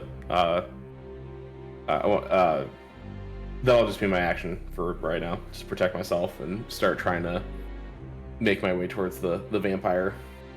Oh yeah. So yeah, these Spirit Guardians will help a ton with that. As you cast your Spirit Guardians, and these spirits just kind of swarm you, slaying anything that comes into your vicinity. Just the bats that flock in just instantly get demolished, just poofed out of existence. And as you go through like the horde of zombies and skeletons, they are no match for these spectral spirits that you've summoned.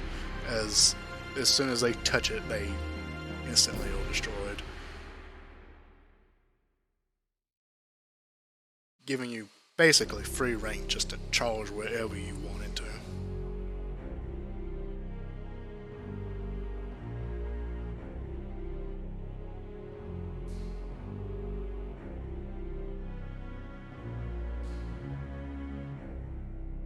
Alright, who else?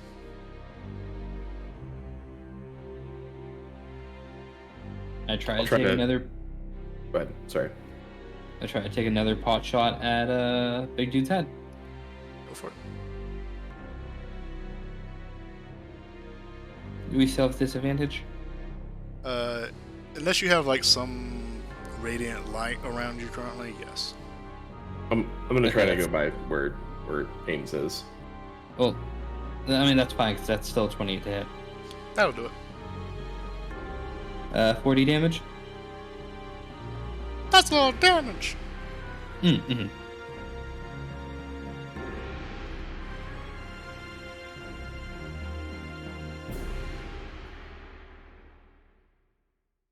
As you just see like this arrow fly and actually like hits him, like not quite like dead center in the head, but like right in the neck as it pierces his throat. And and he does like stumble back a little bit from this hit. And now, as you're watching, the fog has kind of cleared up a little bit, and you do see like the sizzling of like his flesh where this arrow is sitting, the severed arrow, and then it slowly gets pushed out, just unnaturally so, without him doing anything. Okay, so it's slightly effective. And that's all I can do.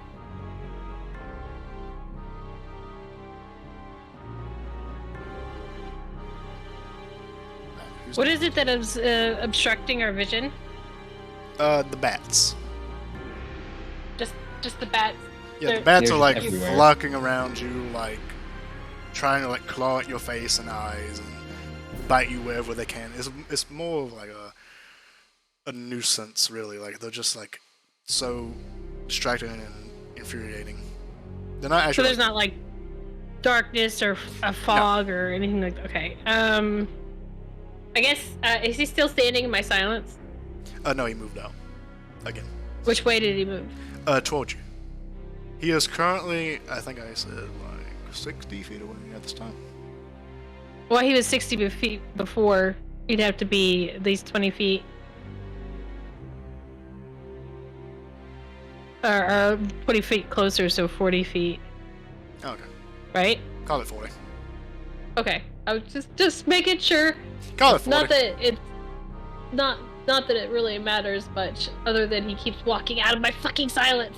How dare he? I know. How dare? You know what? These bats. Is this like a supernatural ability, or is this like a spell? Did he cast this? It appears to be. Make an Arcana check. See if you can figure it out. Arcana. Okay.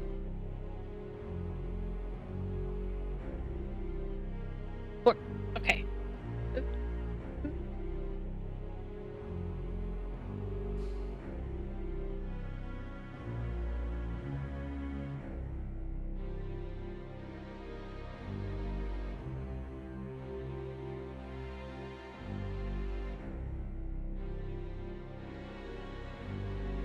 It's 12. 12? Okay.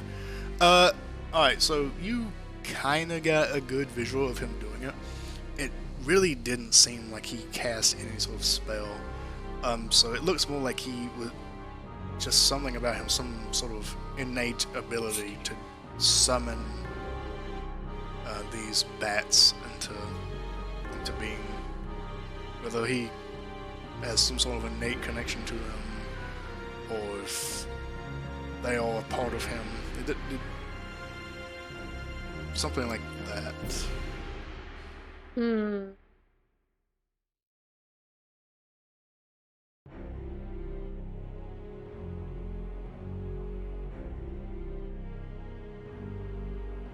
Okay.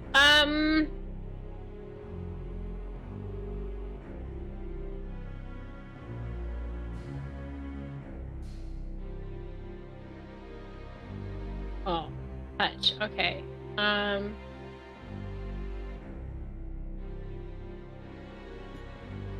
Do you have another shatter? No. Well, yeah, I can cast it at a higher level. I see.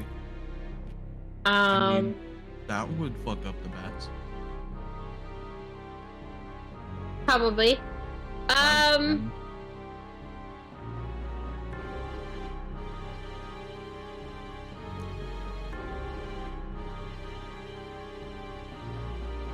Yeah, okay. I'll cast Shatter at 3rd level. Where I can catch him and the 20 feet in front of him. So just him, and I guess he's 5 feet, so 15 feet ahead of him. Yeah, so you could get him, and like he is at the back of like his zombie hole, so you could get like some zombies and skeletons in that as well. Yeah. Okay. Yeah. What is the DC? DC is 17. He rolled a 17 on the die, so that is unfortunately a success. Meets it, beats it. So that's okay, because Oh, Shadow? damage or everything else. It's because I'm casting at a higher level. It is 4d8. Ooh. And it is half damage, yes. Half, yeah, on a success.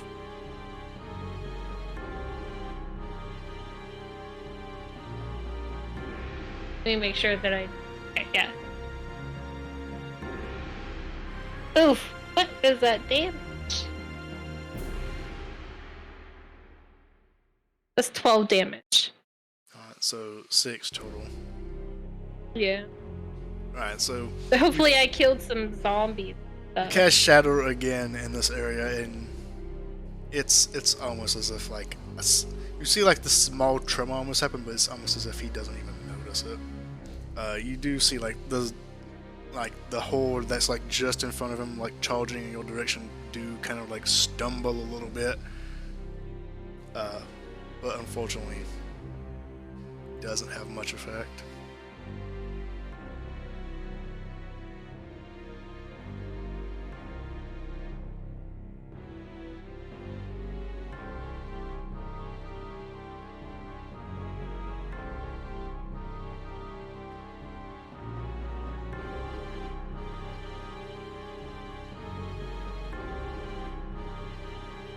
Alright. Who hasn't gone? I feel like someone hasn't gone. Is everybody gone?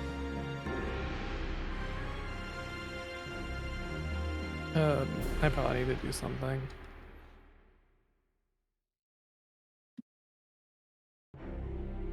I think I'll just clear the way so that we can get closer to the Buddy Boy make bad face. Alright. Go ahead and make your 2 attack rolls. Great axe attacks. 19 to hit That'll do it.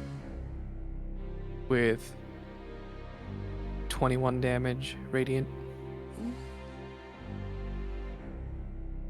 And a second attack. 28 to hit at 20 damage. That's a lot of damage. Is that second one also with radiant damage? No, second one is not. Okay. Oh, just 20 damage straight up. Wow. Yee. Alright, so My other ones have been rolling bad. you just run through, carving away ahead,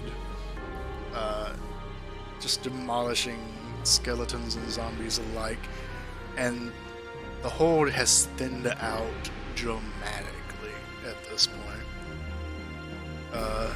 Unfortunately, your own army has also thinned out a lot throughout this exchange, and it seems like with every man and woman that falls, they just come back, but not for you.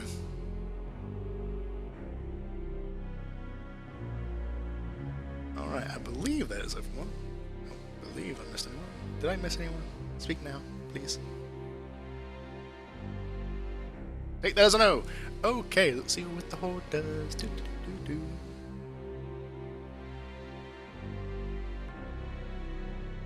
Alright. With the new bolstering of your own soldiers being toned against you, your army is now on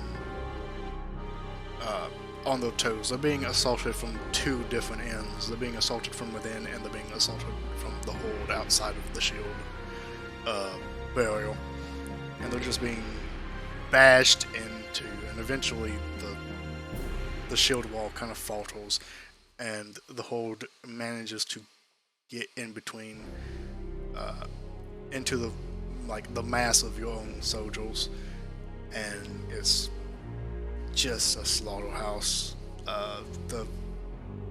A good majority of the villagers that you managed to convince is just gone. The trained soldiers are still standing strong, and the paladins and clerics are doing their best, and they're doing pretty well. But if this keeps up for too long, it won't be long until your entire army is turned against you.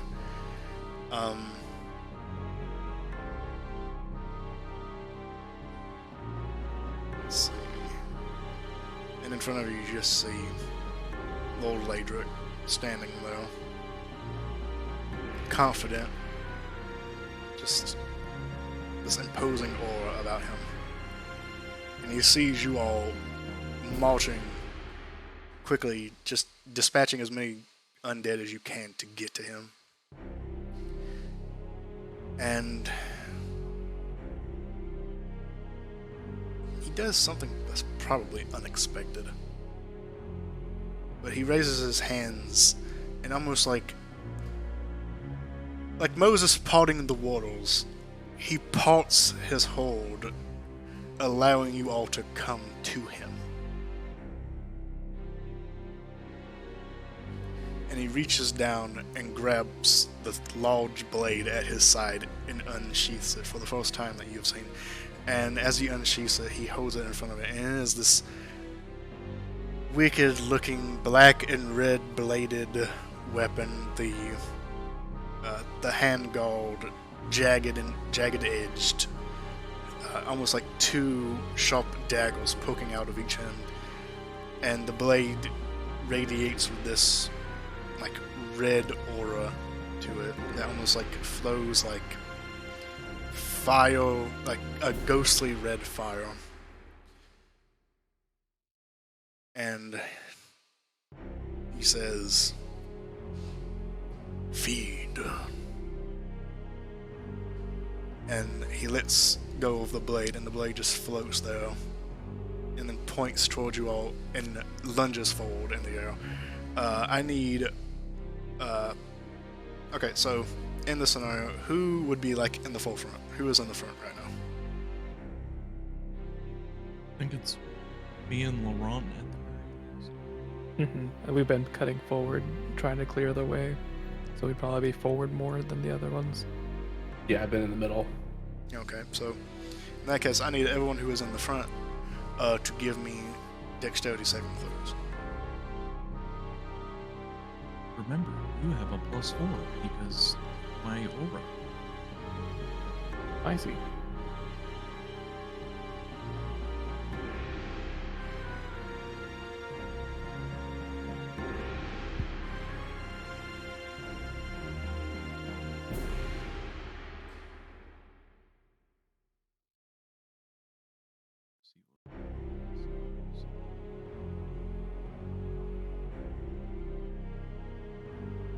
Check.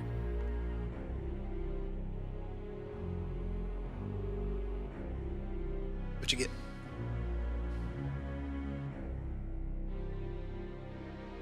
I got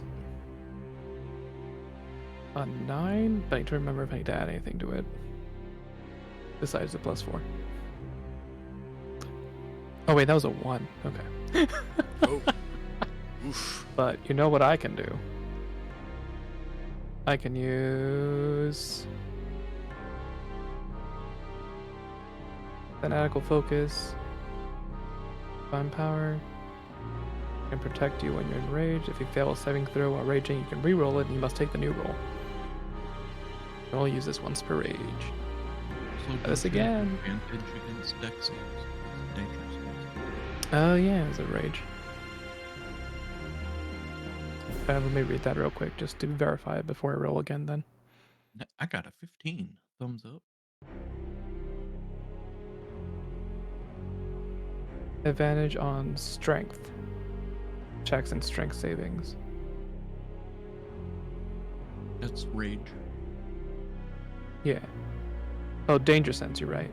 Yeah. Let me roll that one again before I re-roll with fanatical.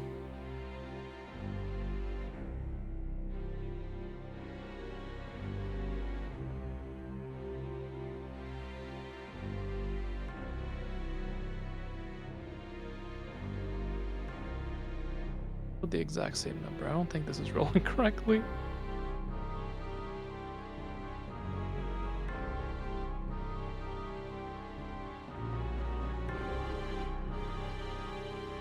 Only one way to tell. Roll it again.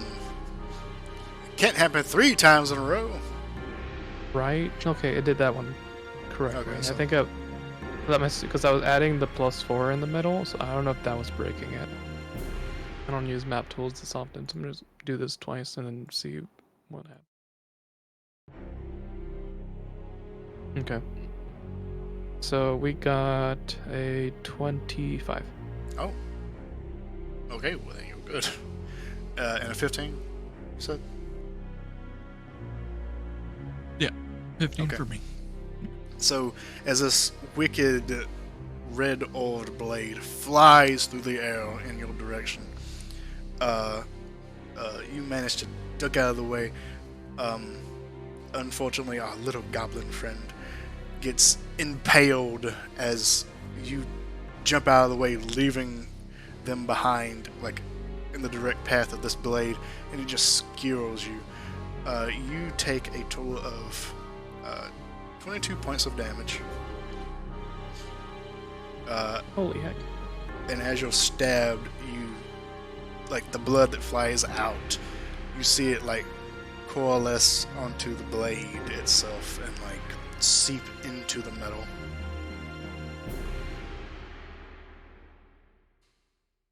Oh my god.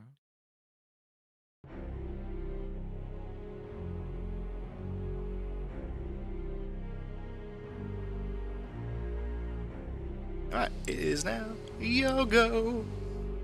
Alright, so Lord Ladrick now stands before you, welcoming the challenge. How close is he again? Like 20, 30 feet?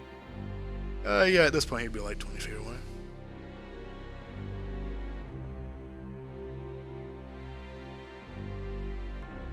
His sword's still just chilling, or does he have it in his hand? Well, it's in our little goblin friend's chest cavity.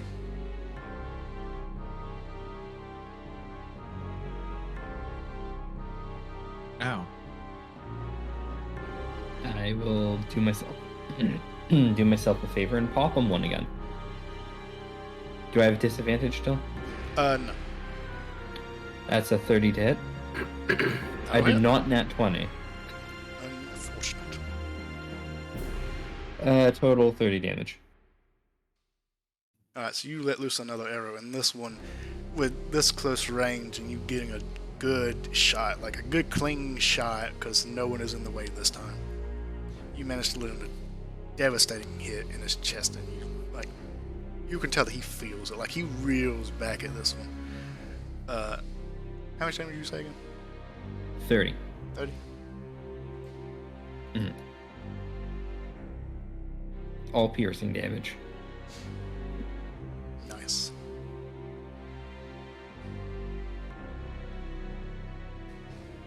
And again, you see like the severed arrow just sizzling in his flesh until it gets pushed out.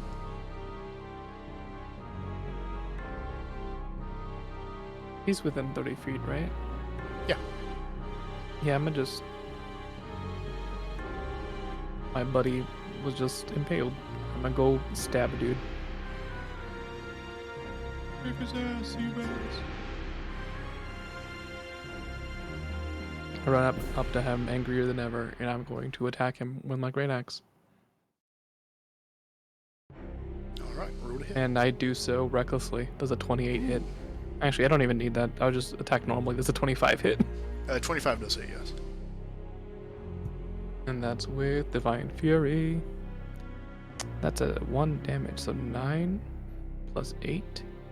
17 radiant damage. Alright, so you rush forward, infuriated at what just happened, and you slam your great axe into his shoulder blade, like cleaving it deep, like you see the metal like crunch in.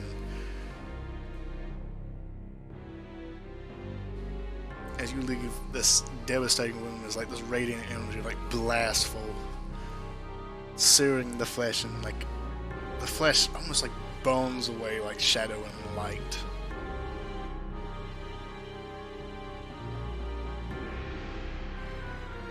Then I'll do it again. Do it again! Does a 28 hit? You said 28? Yep. Yes. That's 20 damage. Radiant damage? No. Normal. Alright, so you take another swing, again cleaving in. This time doing another devastating one, but it doesn't seem to be as powerful as your last hit was. I figured. As a bonus action, I'm going to scream and use Zealous Presence. So as a bonus action, I release a battle cry that infused with divine energy.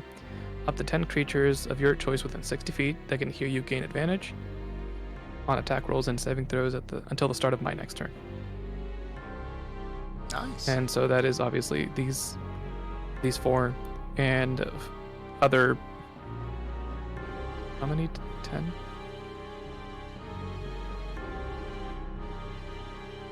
Yeah. So 6 other random people that are on our side also gain advantage and whatnot in their battle. Just 6 random Joes. You, and you, buddy boy. Yeah, that's my turn. Awesome. Alright, who's next?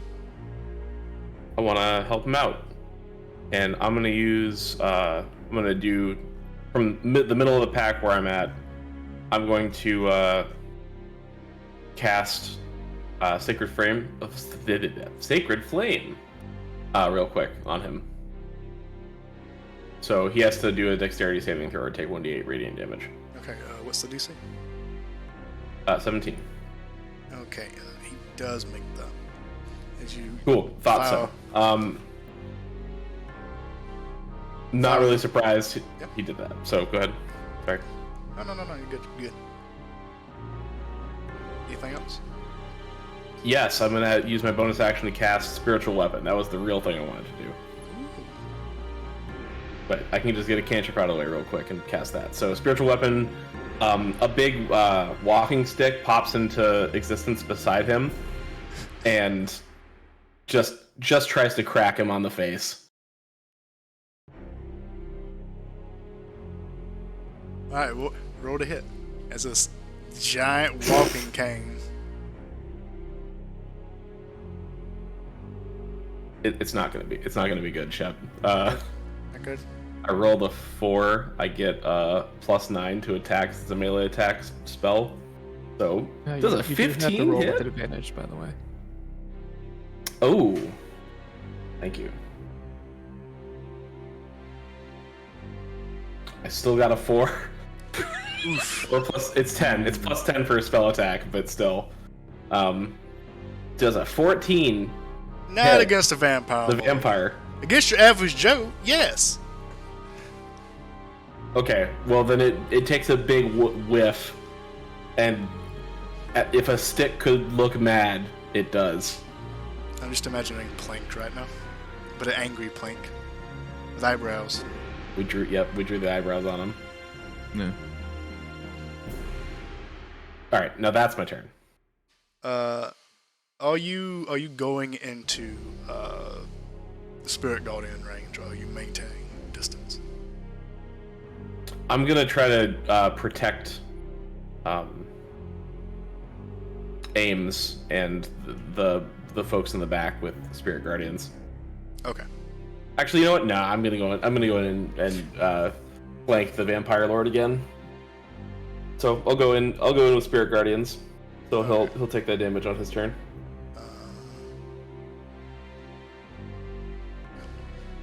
Alrighty then. Who's next? Tiffany. I believe you're the only one who hasn't went. Someone else hasn't gone. I haven't gone technically. But I've been thinking on what to do.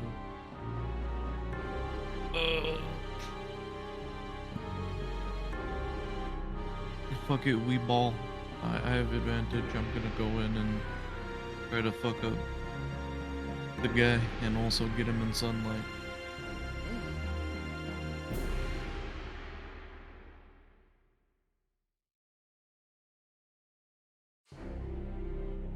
Proceed in the fucking of up. I am proceeding the fucking.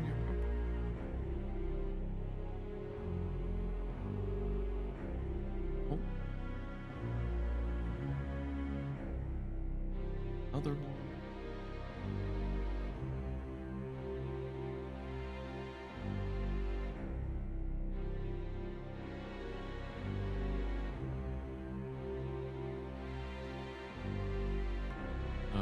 17 plus 12, I assume, hits. Yeah, that'll do it. Yeah. Okay.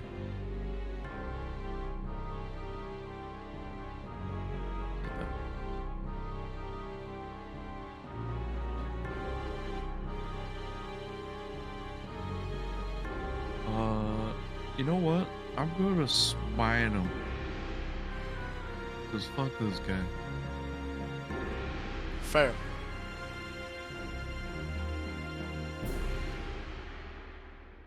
So that's an extra 3d8. That didn't do it because I did it improperly. Are you also taking into the account that he's in a bid? Yes. Okay. It's extra. It's 2d8 for just first level smite, and then another d8 for him being undead. So it's 5d8. Spicy.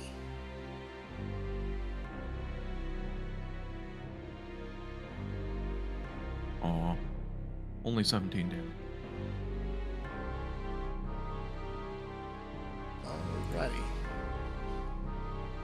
So you rush forward. This blade's still in your chest, and it's a great sword too. So you're like kind of struggling to move forward with this great sword like stabbed into your chest.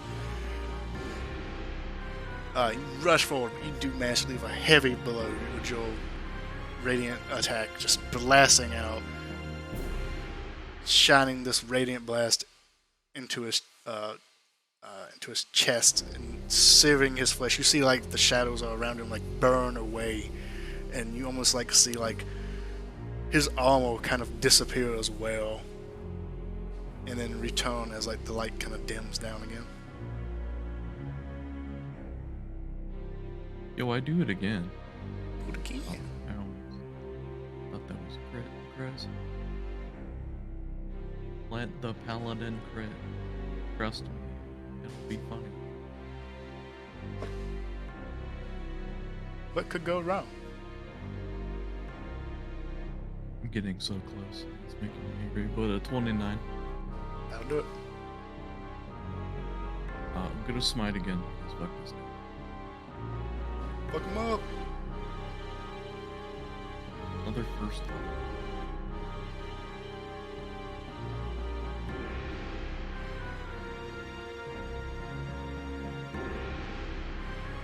level. $35. There we go. That's a good hit.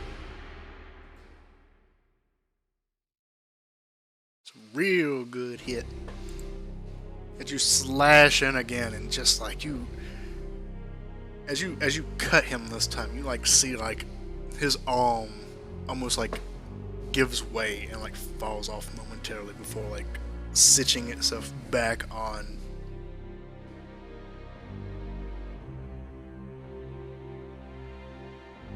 Yeah. Heck this guy. Fuck him up.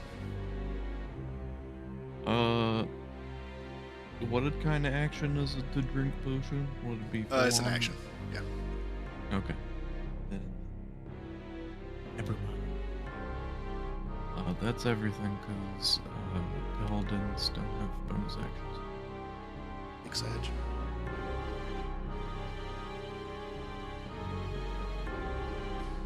Alright, who's next?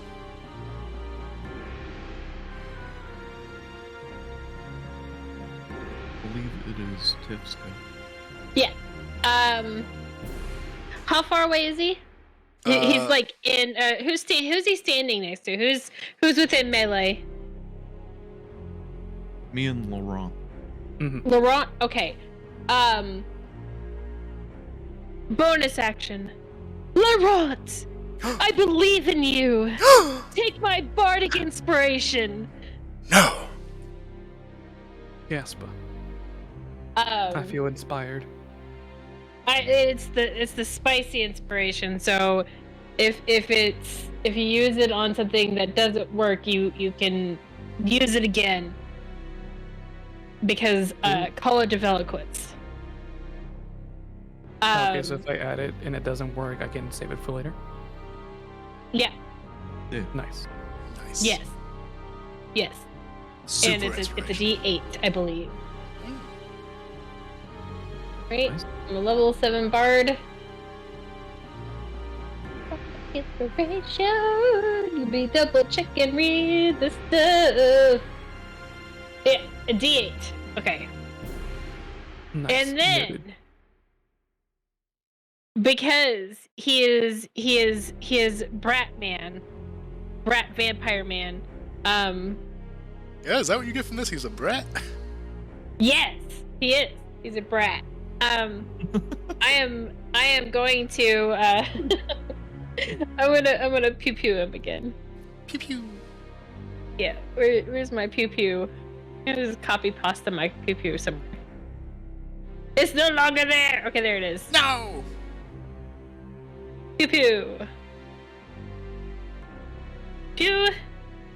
And then pew. 23 and then 21. Do they hit? Those will hit. All right, and first one is 1d10 plus 5.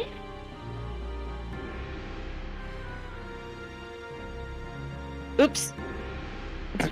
Ignore that. I am ignoring. An 8, and then the next one's an 11. Pew pew. And both of these Eldritch Blasts just land solid hits. These little sparkles of light and dust just splashing over him. Excellent. He is now glitterified. Nice. And that's my turn. I used my bonus action and my action. Nice. Alright, it is now technically the Horror's turn, so let's see how they do. Decent. They're decent.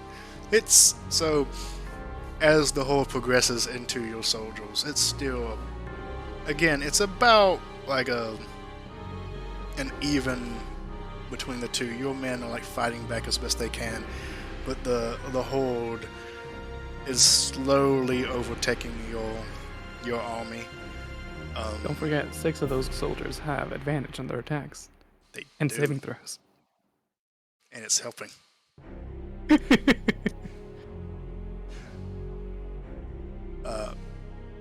But again, if this goes on for too long, they will be overrun.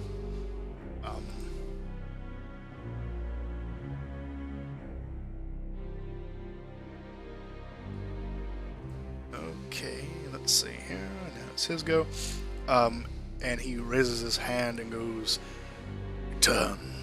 And the blade stuck in your chest flies out and into his hand, and he effortlessly wheels it back single-handedly and slashes out. And this almost like wave of like reddish fiery energy blasts out, hitting everyone within 20 feet of him, which I believe is 3 of you. Yeah, it's me too. So don't forget, he also takes Spirit Guardians damage. That's true. Let's see. He got an 8, so he fails. How much damage? Let me roll.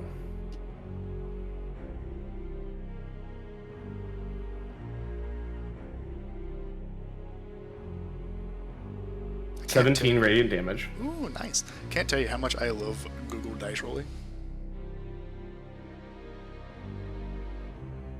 And what are we saving for with the slash? Oh, yes. You are making a dexterity save. And you all do so with advantage. Hey! Oh, hell yeah. Advantage and a +4. Oh, skip. I got it at 20. 20. Yeah. I think you got it, man. 19. That's a 25. Damn! Okay, well, you're too good.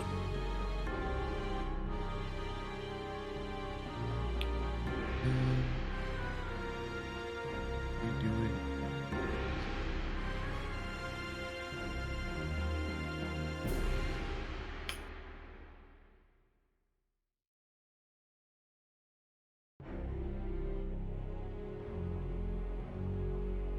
I got a 17. All right, you're also good. All right, so you all take 11 damage because you do you did succeed, so you halved it. So this blast of energy washes over you. You all manage to like dodge out of the way just enough, but like this feeling of like almost like immense pain comes over you, like your blood is boiling ever so slightly, like at the fringes of your skin. A simmer. It's more like a simmer. A slight of simmer, blood, really. yes. Yeah, you know. Less of a boil, more of a simmer. Alright. That's when you know you need to add in a little pinch of salt so that you can put the noodles in later. Yes. And then his body kind of goes into like the smoky state, like the smoky foggy state, and it quickly rushes past all of you and goes into the back line. So, question. Does not I have a pick up magical, but it's magic. Yes. It's a spell attack, Okay. not a opportunity attack. Okay. Does that matter? Tell me what it is. As he leaves, my celestial weapon would be able to be able to bonk him, and it is technically just a spell, melee spell. Is he affected by opportunity attacks? No, this is not being affected by opportunity. You mean your spiritual weapon? Yeah. No, your spiritual weapon won't be able to do this. Okay. I think he Misty stepped, which is a teleport. Rude. Yeah.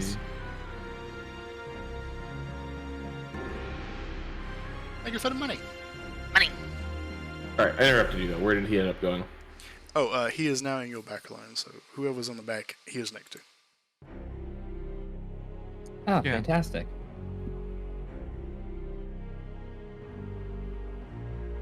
It's next to our archer. No. No!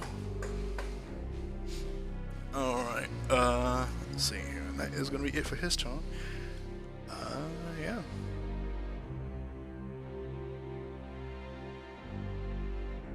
Alright. It is now your group's go.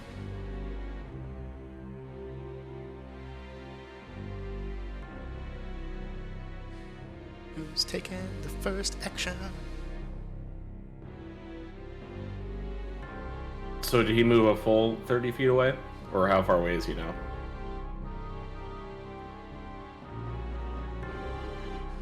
That would be... Okay, so how far back would you have been from everyone else then? As he moved to where you are. There's a max distance he can move, but I'm pretty sure he went like more than what he could do. I mean, I was just standing on top of a cart in the back, so...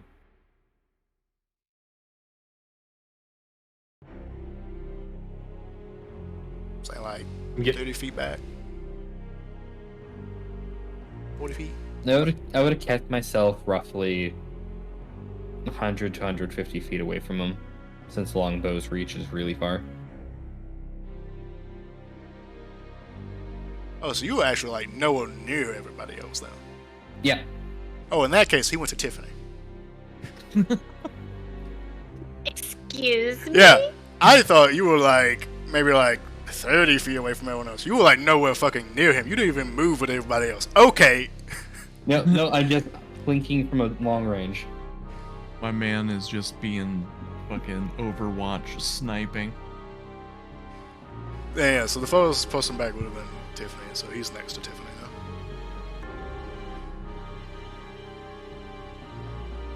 We have the back line and the extra back line.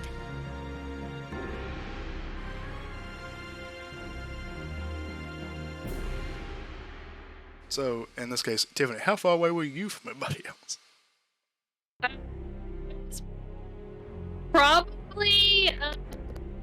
I was in the back line. I don't know about how far away I was from everybody else. Because I think Skip said his character was in the middle. Yeah, and I could get there within my speed's 35. You did move Okay. up a little bit to get in range of your spirit guardians, though. Which is also why he managed to attack you as well.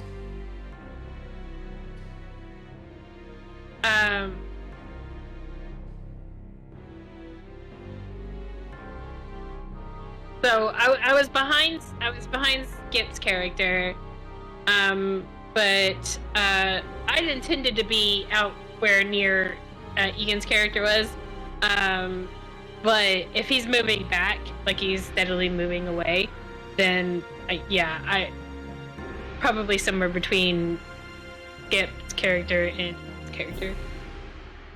I don't remember what your guys' characters' names are. I also don't remember, which is why I haven't been saying them. It's all good. Names, what are names? Name's Names. hard. I'll put that in the chat.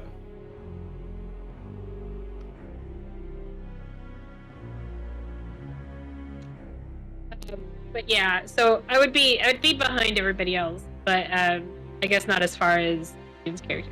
Not 150 feet away. Oh. Yeah, no. That'd be crazy, right? Who would do that? Yeah. Oh, yeah, that's right. That's Ames. Okay. And Garth. So somewhere between Garth and Ames. And I would not want to stay here. So, I'm going to Misty Step the fuck out of here. What? Yeah. Yeah. Are you sure you're not a vampire? And yeah. Very I'm vampire not. thing to do. No. Oh, But I no. could look like a vampire if I wanted to. But no, I'm gonna Misty Step away.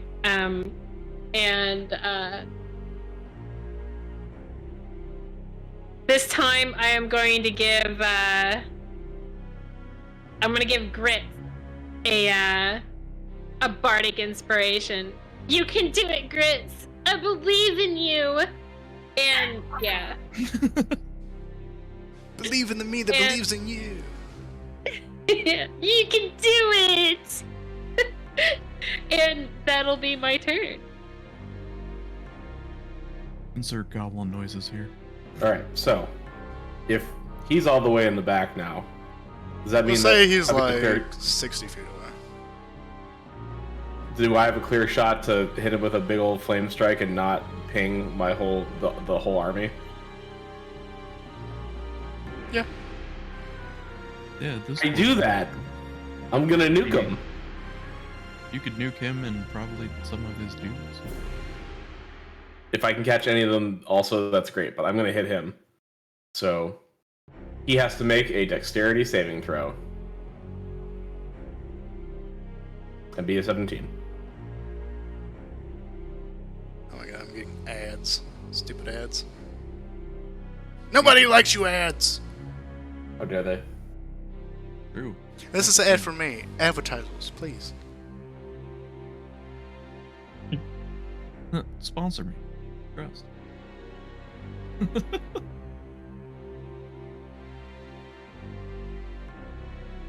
Let's see. You said Dex? Yeah. Okay, so he does actually manage to succeed, though. Okay, then he takes half damage of what's coming up, so let me roll that damage. All that beautiful bean footage. That's a good bean.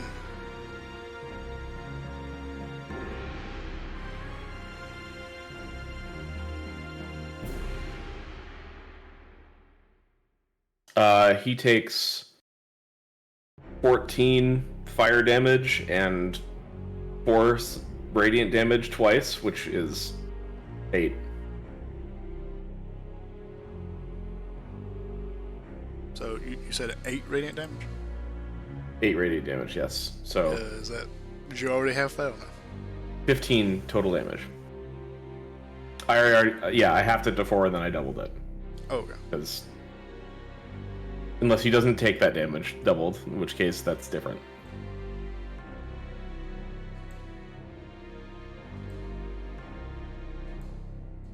And any of his other little straggler mans in that radiant area also take that. Let's see. You actually, let's see. Yeah, so it's only a 10-foot radius, which is 20 feet, and he did clear out his hold to like give you all like a free like fighting it. So there's really no one around him to That's be able fine. to like fully get this on. So unfortunately, you are just hitting him, but it's a good hit. And then, how much fire damage did you say? 7. 7. You have that already? Yeah. Okay. All right. So it is a pretty meaty hit, but unfortunately, as this pillar of flame appears up under him, you just kind of like see him basically just walk through the flames out of it.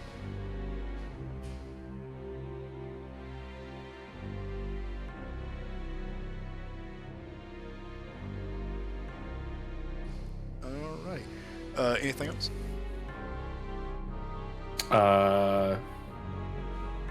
Nope, that's my turn. Who's going next? He thought he could I- move, but he's still within range of my javelin. Oh, I lied. I'm gonna move. First. I'm gonna move my weapon 20 feet towards him. Okay. But he's like 30 feet away. So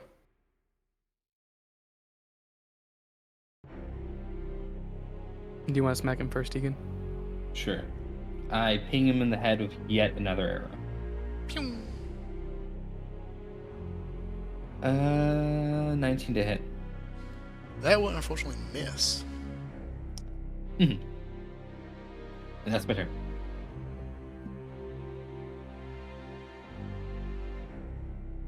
No, I'm gonna angrily yeet the Fire another javelin. arrow, and this time, instead of him letting it hit him, he reaches back and just grabs it before it hits the back of his head. You do see like his hand sizzling as he grabs onto like the silver metal.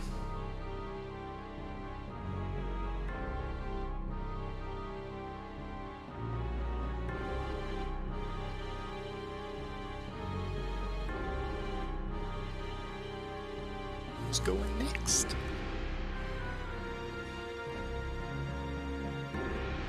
I'll throw a javelin. Yeet! Yeet. There's a 26 hit. 26 does it. 7 radiant damage. As you throw this javelin, it's like javelin is glowing with this radiant aura, and just stabs him like in the calf muscle. And he balks.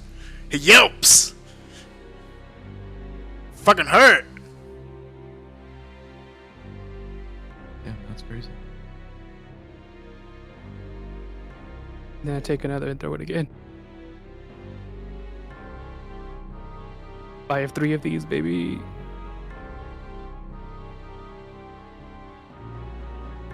Uh, 20 to hit, 11 normal damage. That'll do it.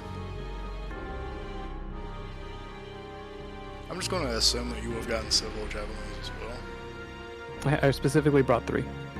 Oh, nice. Yeah, and then I run closer, so I have 1 to spare.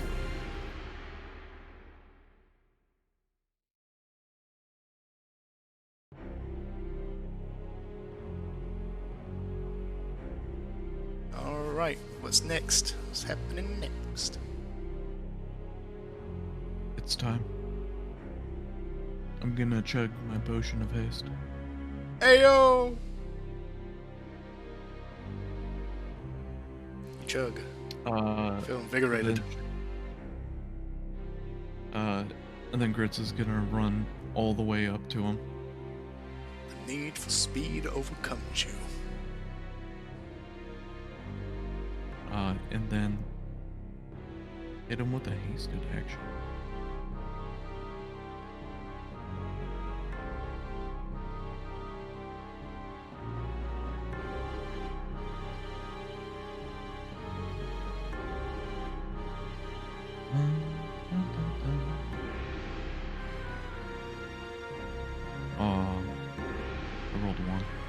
Oh, But I'm there, you are though. jittering like a little kid on pixie sticks. I love pixie sticks. Pretty good. Yeah. But that's everything I can do. Alright, it is now the Horde's turn. Alright, and at this point, the soldiers kind of get out from being kind of like on the back foot and kind of push back against the Horde as they've kind of like made it to where they're not winning out, but they are making it to where the zombies are no longer overtaking them.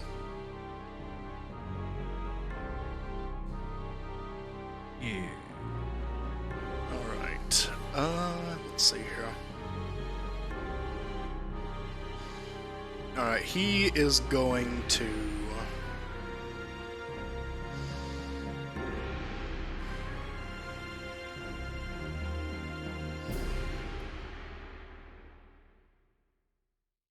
He is going to look at...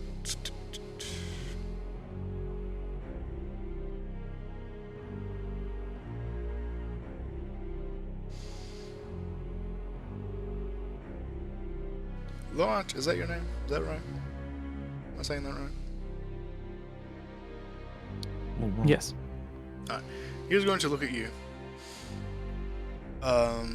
And you see his eyes, which are kind of like this dark, deep red, begin to glow like a bright, fiery red. I need you to make me a charisma saving throw. Is he trying to Thumbs up. charm me? You have advantage.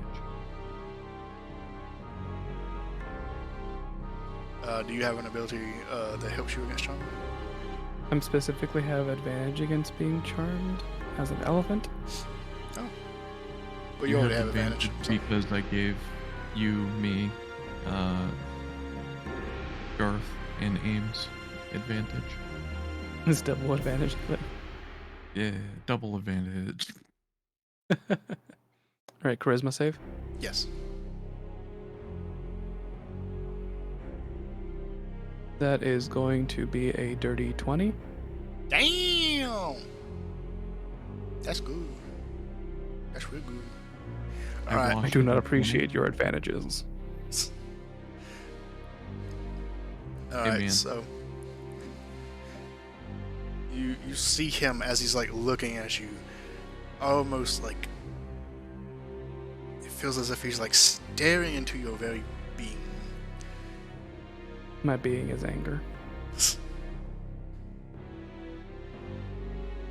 And you feel like this dull whisper in the back of your mind, but you're too angry, and your inner yelling and hatred just dulls that small voice in the back of your mind out.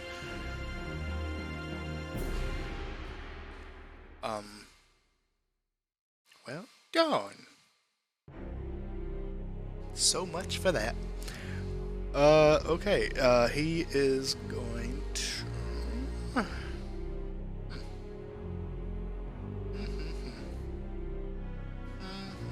What to do?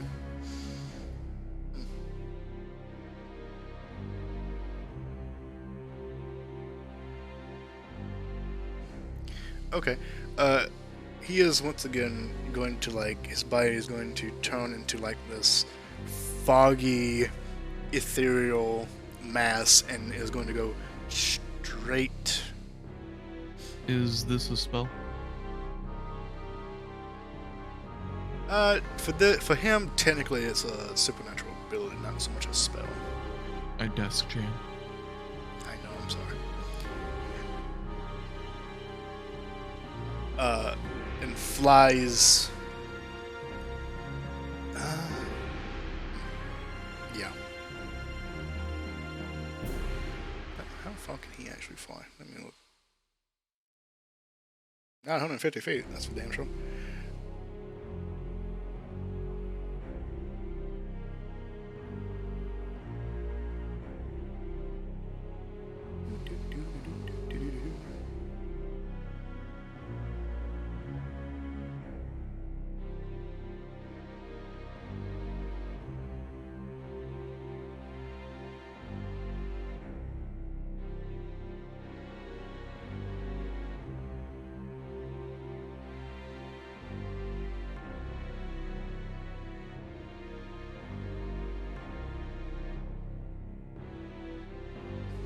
Okay.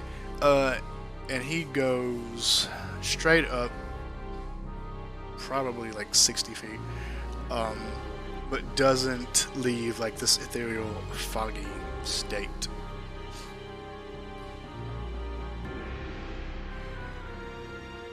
Okay. That is his go. So he remains as fog in the air, right? Yes, he is now like in this ethereal, foggy state in the air. If I set my eternal decanter on the floor and then pick it up and then turn it into a bat and pick it up, would I still be able to activate it?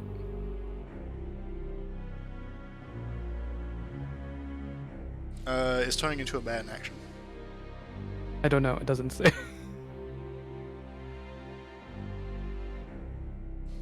Let's see. What is it called again? The cloak of the bat. Oh yeah, use your action. In that case, you couldn't. You couldn't do it all in the same time. You would be able to like carry it. You know, like you got to use your action to turn into a bat. Gotcha.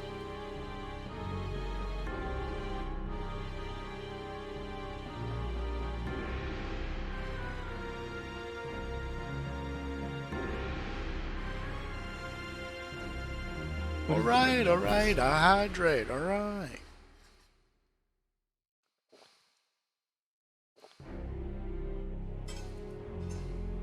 $30 feet. Okay. So yeah, I have to move.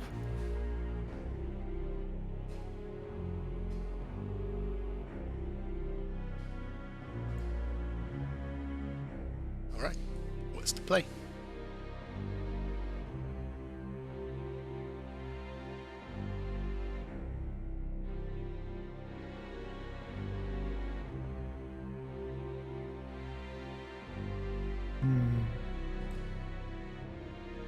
Yeah, I'm not sure I can really hit mist, so I'm gonna hold back here. Yeah, thanks for dropping by. Thanks for hanging out. Alright, so if you want, you could like prepare an action in case he like changes back or something. So Yeah.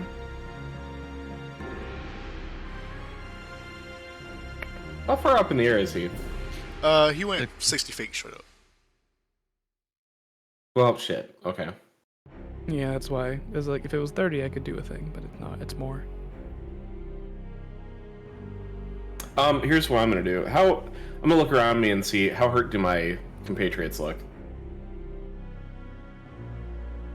I know, Grits took a big fucking sword to the chest.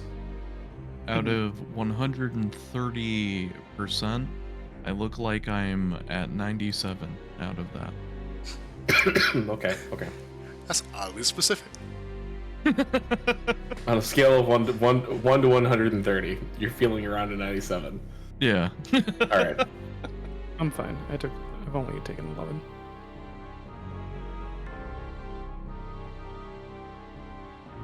Okay, then I'm going to cast Cure Wounds on Grits. Yo, I'm being touched. Yep. I'm going to cast Cure Wounds on you, and I'm going to use my... Oh, no, wait. I'm going to cast Healing Word, because that's a bonus action. So roll a d4 instead. And then I'm going to use my cantrip to cast Sacred Flame on him. So, you know, as a mist, use your dexterity to dodge. That's crazy. Would? So just a flat 1d4? He rolled a natural 18. Yeah. That'll do it.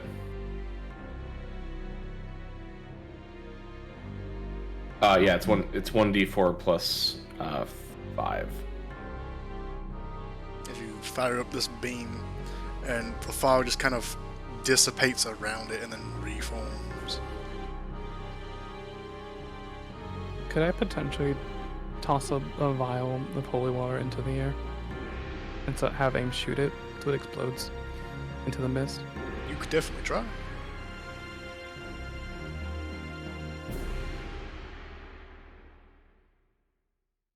I yell at Ames to shoot the thing I'm about to throw as he's 100 and whatever feet away. I'll try it. Okay. I'm a toss is vile. What should I do for that? Is strength? Just strength? Yeah, make a strength check.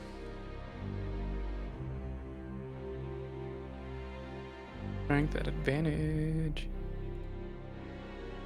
That is a dirty 19. I think you could get a 60-foot through with that. 8. Alright, should I roll to hit? Yes.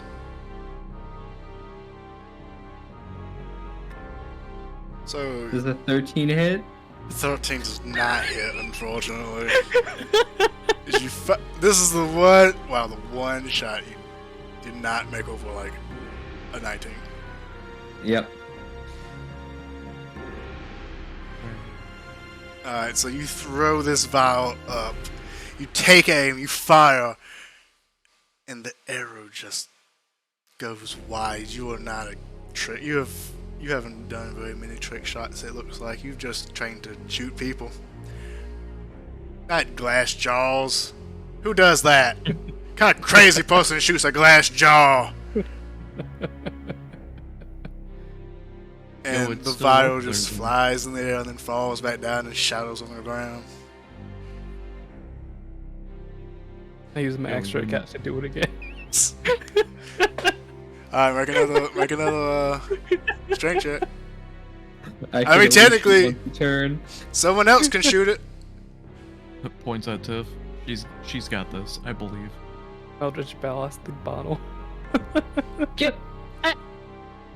I mean, You don't have to. okay. I'll fun. try. I mean, where's the thing? Okay. See here. I'm gonna throw my 1d8 onto this. What's this? Roll 1. It's a d9. What the heck? 20.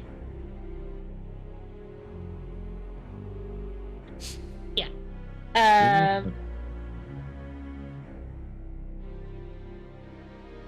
28.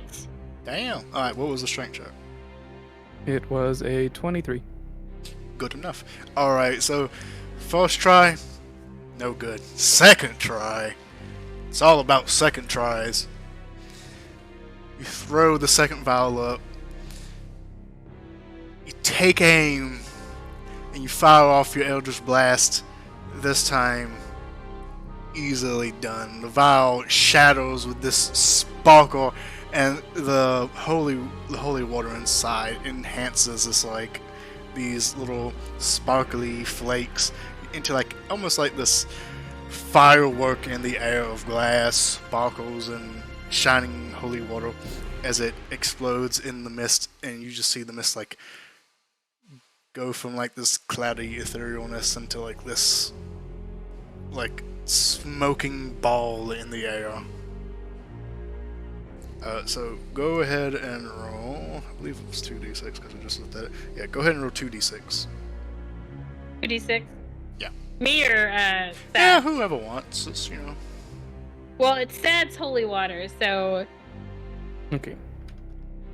2.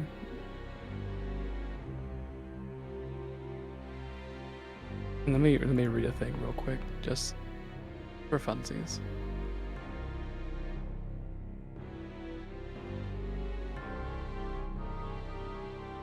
The holy water does 5 damage. And no, it has to be weapon attack. Okay, yeah. 5 damage. Alright, so now this ball of fog in the sky is just sizzling and burning, which is a very strange thing to see. It's also Um, glittery and glowy. It's very strange. It's a very odd sight. I bet. I can't really do anything, cause the spell is gonna cast, but What if I throw a holy water and you shoot that one? You do have 2 Eldritch Blasts. I do. Do you want to throw a holy water? Yeah, I'll throw holy water. Okay. Alright, strength check.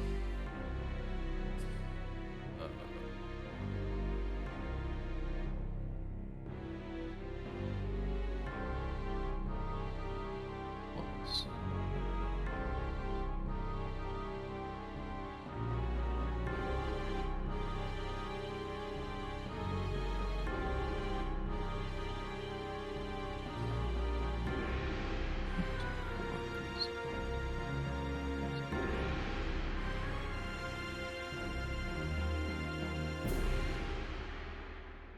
It's 5, right? For having a 20 in strength. Yeah, Yes. that's fine. Okay. Oh, well, that changes some things. Alright. I rolled a 7. Okay, unfortunately, as you throw this vial of holy water, it doesn't really make it the full 60 feet. It makes it not really halfway, just a little bit on the halfway. So Tiffany, even if you did shot it, you wouldn't make it. So do you still take the shot? Yeah. No. If there's not anything up there for me to shoot, Well, you could shoot the fog. that's unless somebody else wants to throw some holy water up there, I'm gonna. I guess that's what I'm gonna have to do is do just a. I could do this like 3 more times. Oh, Or- can you? well, Oh, 2 more, technically. all right. Waiting for that perfect shot. Just waiting.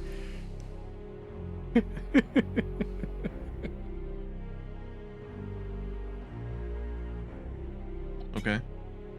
What are you doing? I'm. Well, that was These easy. aren't even good enough for you to be able to roll a bardic inspiration. Yeah, I know. That's why I'm keeping it still. Forgot about those bardic inspirations, I'll be honest. I used mine.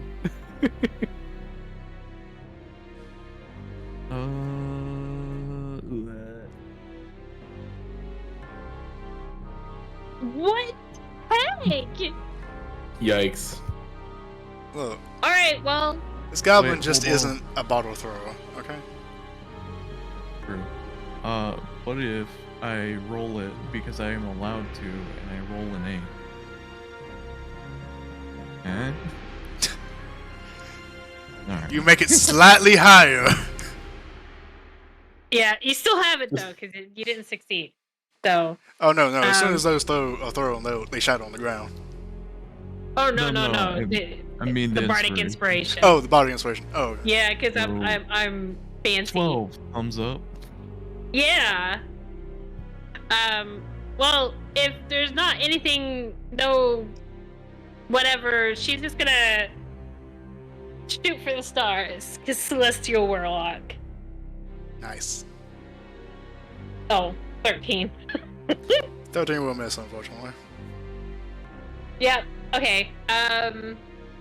Do I do have a bardic inspiration. You know what?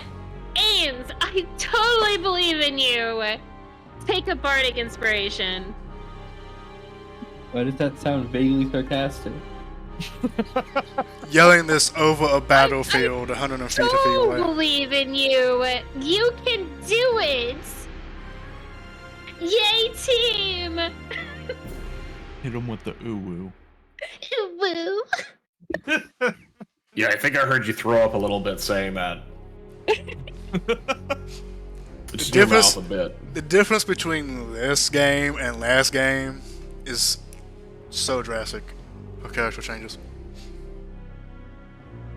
Mine We stayed were the ready. same. We trained. We prepared. Instantly Mine's the became a same. cheerleader. Hey, she didn't want to be here. She might as well. All right, I'm done. I'm done. All right, let's see. How's the horde doing? Hold Sounds the like I'm gun playing to it them. now. Been 7 expansions and they still haven't beat the Alliance, so not great.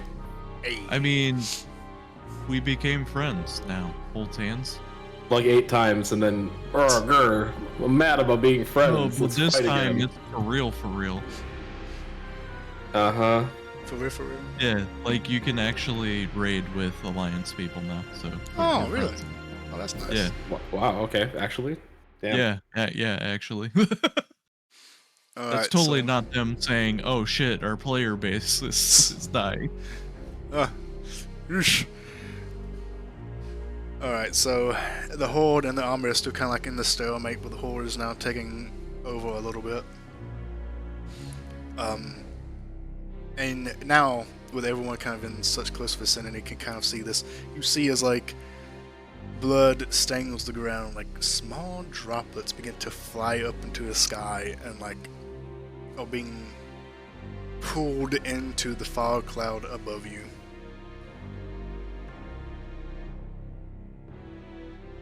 Okay, let's see here.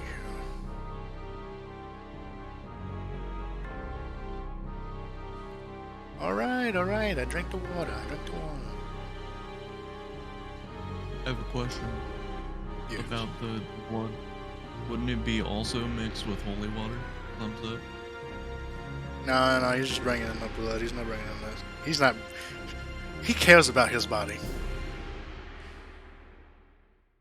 He doesn't drink processed water. Yeah, but it's mixed in with the blood.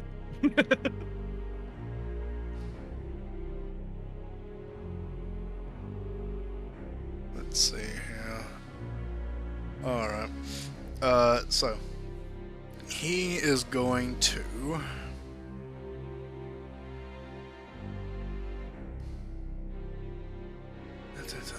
alright, yeah. He's going to fly back down. Kind of around, kind of like past all of you. Back to the edge of the bridge. And you see his body reform into his humanoid shape.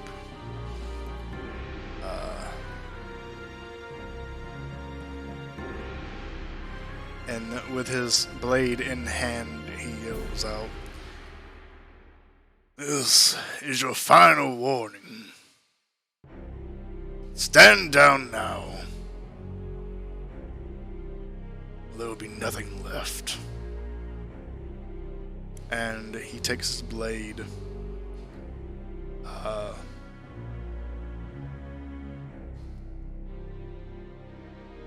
and he lets it go, and it flies in the direction of our poor little bard. So let's see. So this is actually going to be, yeah. So go ahead and make me a dexterity saving throw, Tiffany.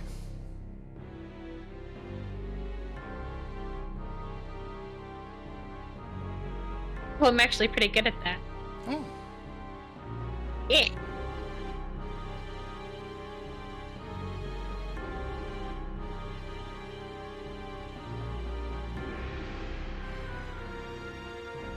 Oof. that doesn't sound good. Got 13. Fortunately, that is a fail. But luckily, you only take 18 points of damage because I roll like total dog shit. As this blade stabs into you, and as it does so, you see like the blood from your wound seep into the blade and get absorbed into the metal.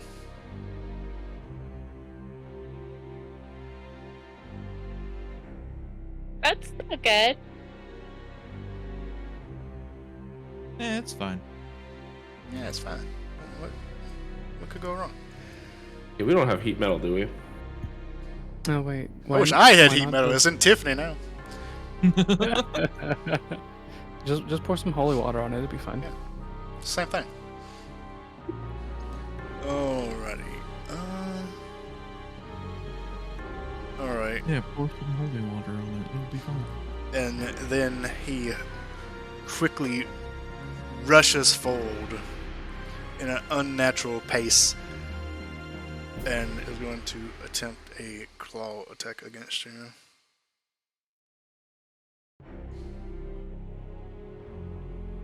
Okay, that is a natural 18, so does an 18 plus beat your AC? Tiffany?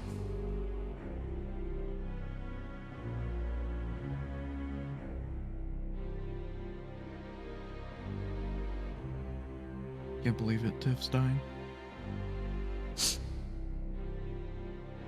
I'm sorry, what?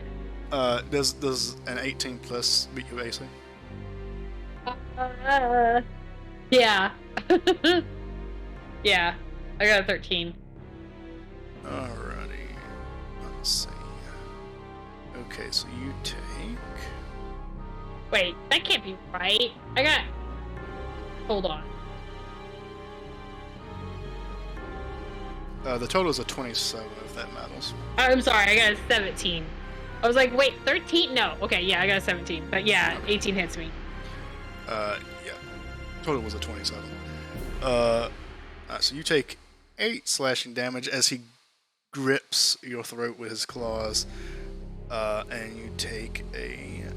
That is an ad, blocking my roll. 13 necrotic damage. And you are grappled.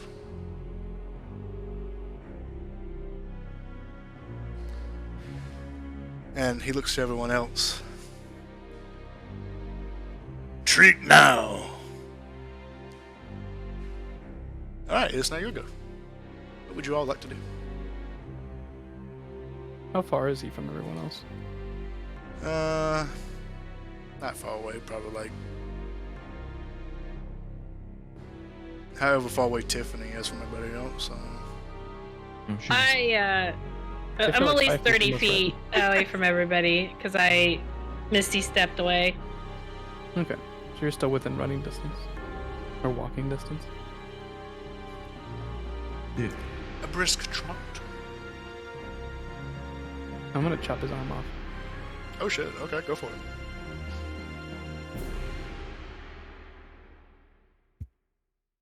Does a 25 hit? 25 does hit.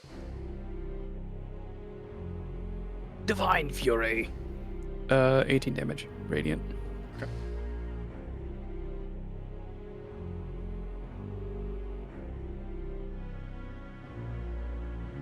I assume you're using your second attack as well.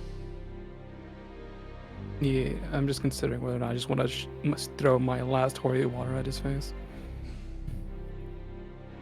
Because he's grappling her, right? Yeah, I'm Yeah. gonna just dump holy water on his arm. Oh shit, okay.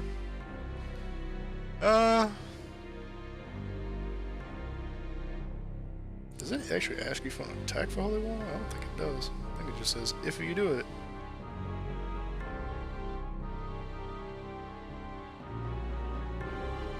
I think it says it's an improvised weapon. I think, is that only when you're throwing it, or is that? Oh, also yeah, I don't when know. you're, like, splashing Yeah, it? 'cause I'm Oh next no, to it him, just I'm says as an action. Shouting on impact. Okay. You can splash the contents of this flask onto a creature within 5 feet of you, or throw it up to 20 feet. Shouting on impact. In either case, pick a ranged attack. Okay, ranged attack. So this is me literally just yomp. Because he's right. I already attacked him. He's within 5 feet, right? Yeah, you'll be right next to him. Yeah. It's where that it says in either case make a ranged attack. I wouldn't consider that a ranged attack if you're just dumping it on him, but whatever. Okay, I would call so that a I'll melee go for it attack, then. if anything. But Mm-hmm. I'll roll. It's fine. What is that? Just attack. yeah, just roll attack. You wouldn't get proficiency with it, I would say. Mm-hmm. Just normal. Just roll d20 then.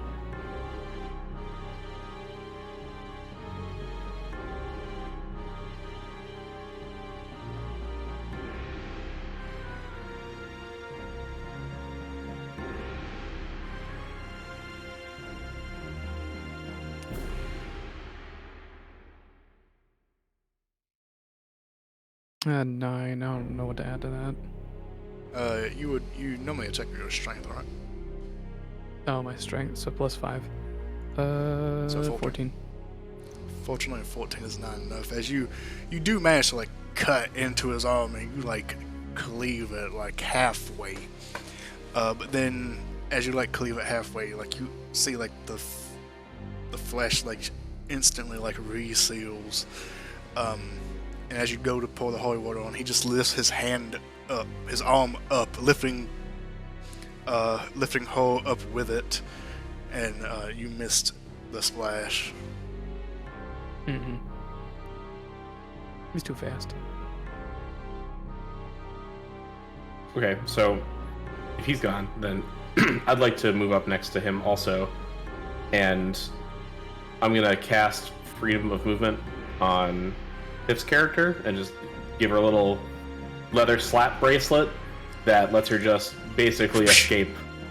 I'm gonna put that on her arm, that she, put that on her wrist, and she will be able to spend 5 feet of movement to just on her turn to just not be grappled. Like there's no save; she's just not grappled. And there's a bunch of other texts with freedom of movement also, like you don't need to deal with difficult terrain, and you cannot be paralyzed or restrained for an hour. It's really good. So that's a thing. So you can just move on your turn. We should all just give wrestlers slap bracelets.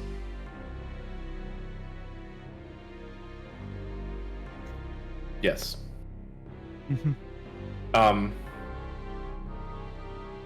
Yeah, then I'm gonna use my bonus action to move my divine weapon next to him and give him the big old bonk on the head. Alright. You also do have your special guardians on, so next turn he will take damage. Yeah, on his turn. Yep. Do they not damage when you enter his area? No, it's on his turn when he's in my zone. Gotcha. That's a 20 to hit for That'll do it. bonk. Cool. Let me remind myself how big of a bonk that is.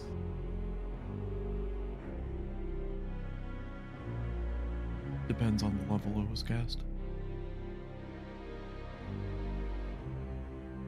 Okay, so just 1d8.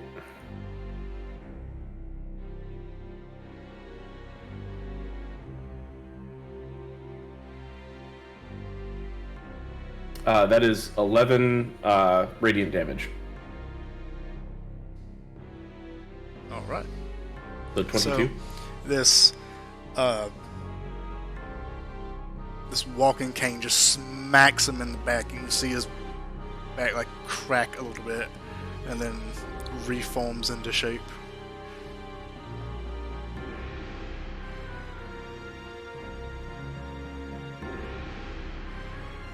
Okay, that's my whole turn. Well, it's time to go killing again. Oh, here we go, killing again. Grits will run up. It is time.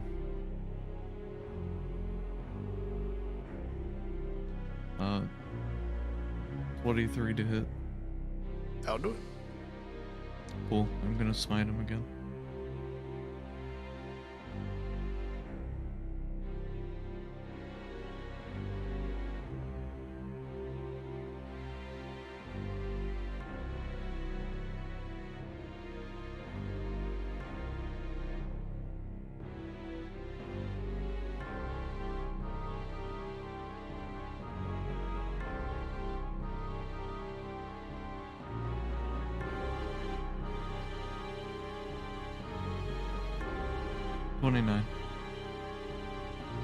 That's a big hit.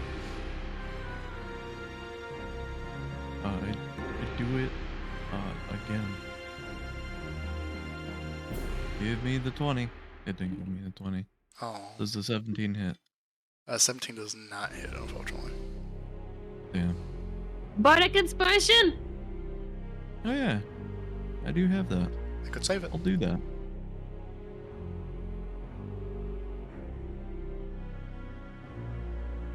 Eight.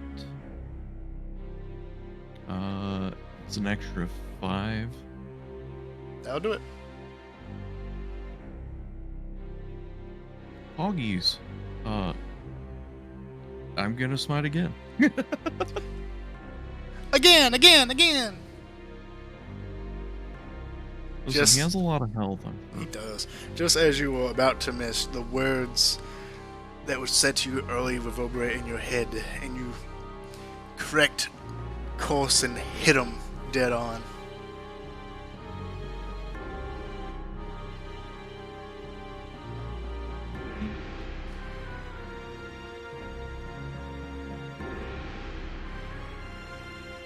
Another 29.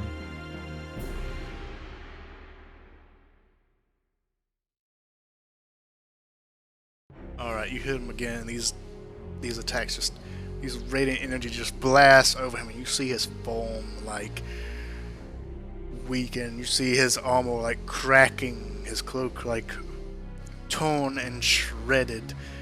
He's reeling, but still standing and still clutching on to your friend.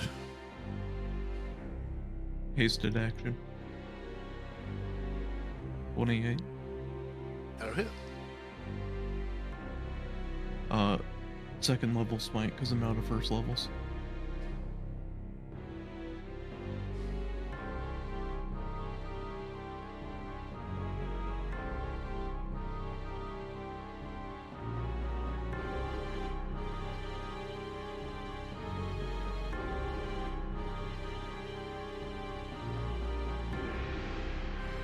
$26. Damn! And as you let this last hit go, pulling more of your divine power than before into this one, how do you deliver this last blow?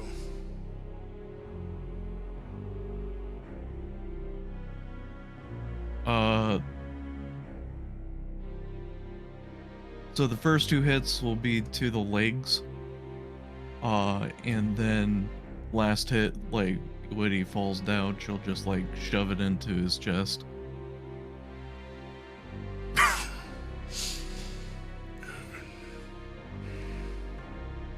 And as you just have him skewed in front of you, kneeling down, face to face, his grip released, he just looks at you. Do you think this is the end?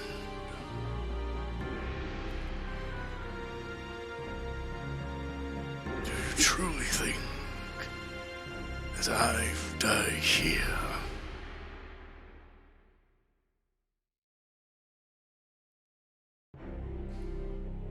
As long as any of my thralls live, I will always be here.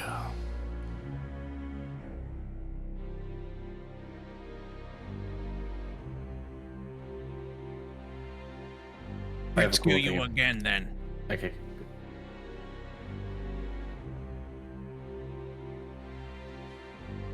Then she'll, like, pull it out and lob off his head.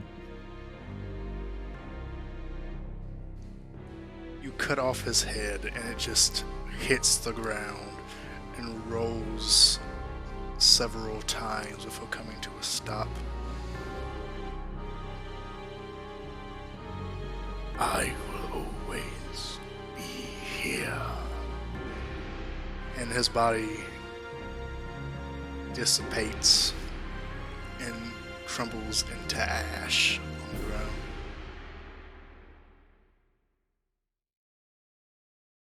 What a good time for the music to stop! Holy shit!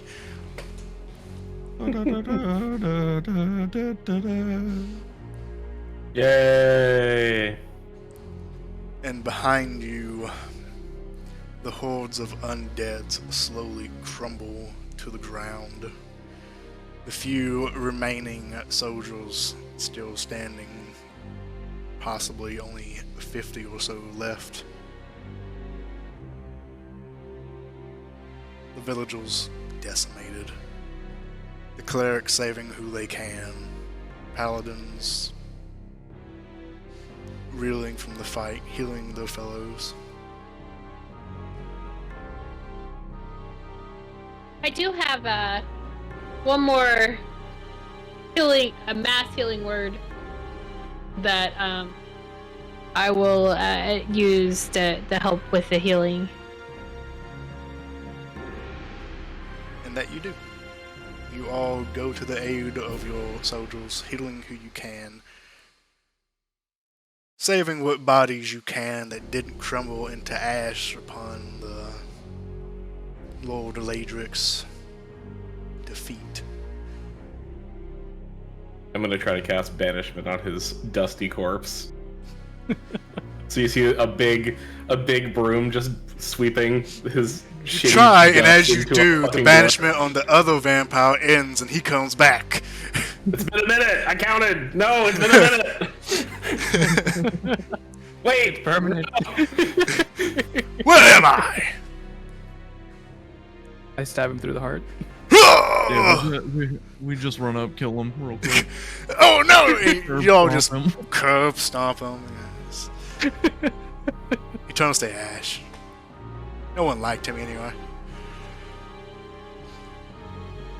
Give me a minute, I'll banish him too. Hold on. We'll mix the ashes together. They won't be able to know who's who. You gather up the ashes and dispose of them as you see fit. Moisten them in holy water. Blow up the castle, you know? And over the coming days, you return to your respective homes. Your dealings feel done. And the land of Lord Ladric is handled by the fellow politicians. But his last word is always echoing in mind. But will he come back? And if so, when? Only time What will happened to tell. his sword? It dissipated. Actually, no, his sword was left behind.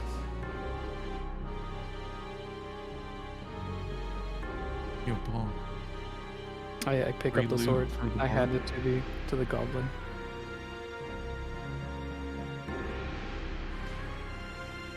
Original, Yours to claim. original what? Okay, It's got this. I'll take it. Plays with the sunblade, makes it go on and off repeatedly. I'll hold on to it for safekeeping. You Gives know, thumbs up now. with you coming days, as you hold on to this blade, you begin to hear voices. A maddening voice. All you can eat shrimp for $3.99. That is maddening. It's insanity! How can they afford that? In this economy, They couldn't. It almost put Red Lobster out of business. No! It's a true story. Go read it. Oh, I missed out. A voice echoing through your mind. That it could all be yours. If only for a little blood.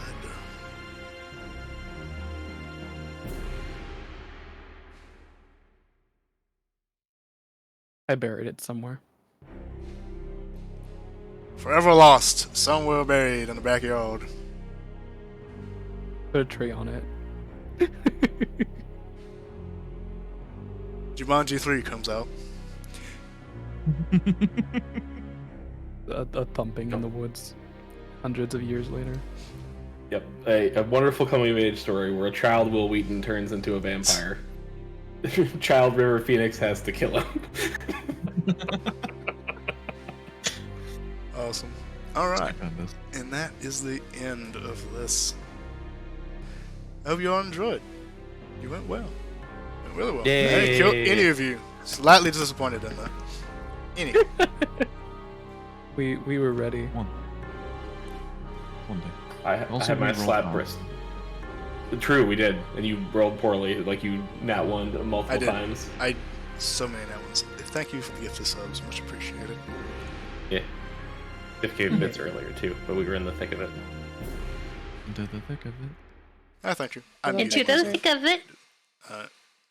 It's on stream. You were thinking on stream. They know. They were here. You were here. Where were you was here. when they killed Lil Ladrick?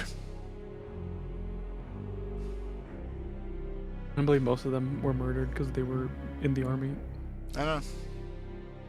What a shame. Yeah, Who could have foresaw this coming? I did. No.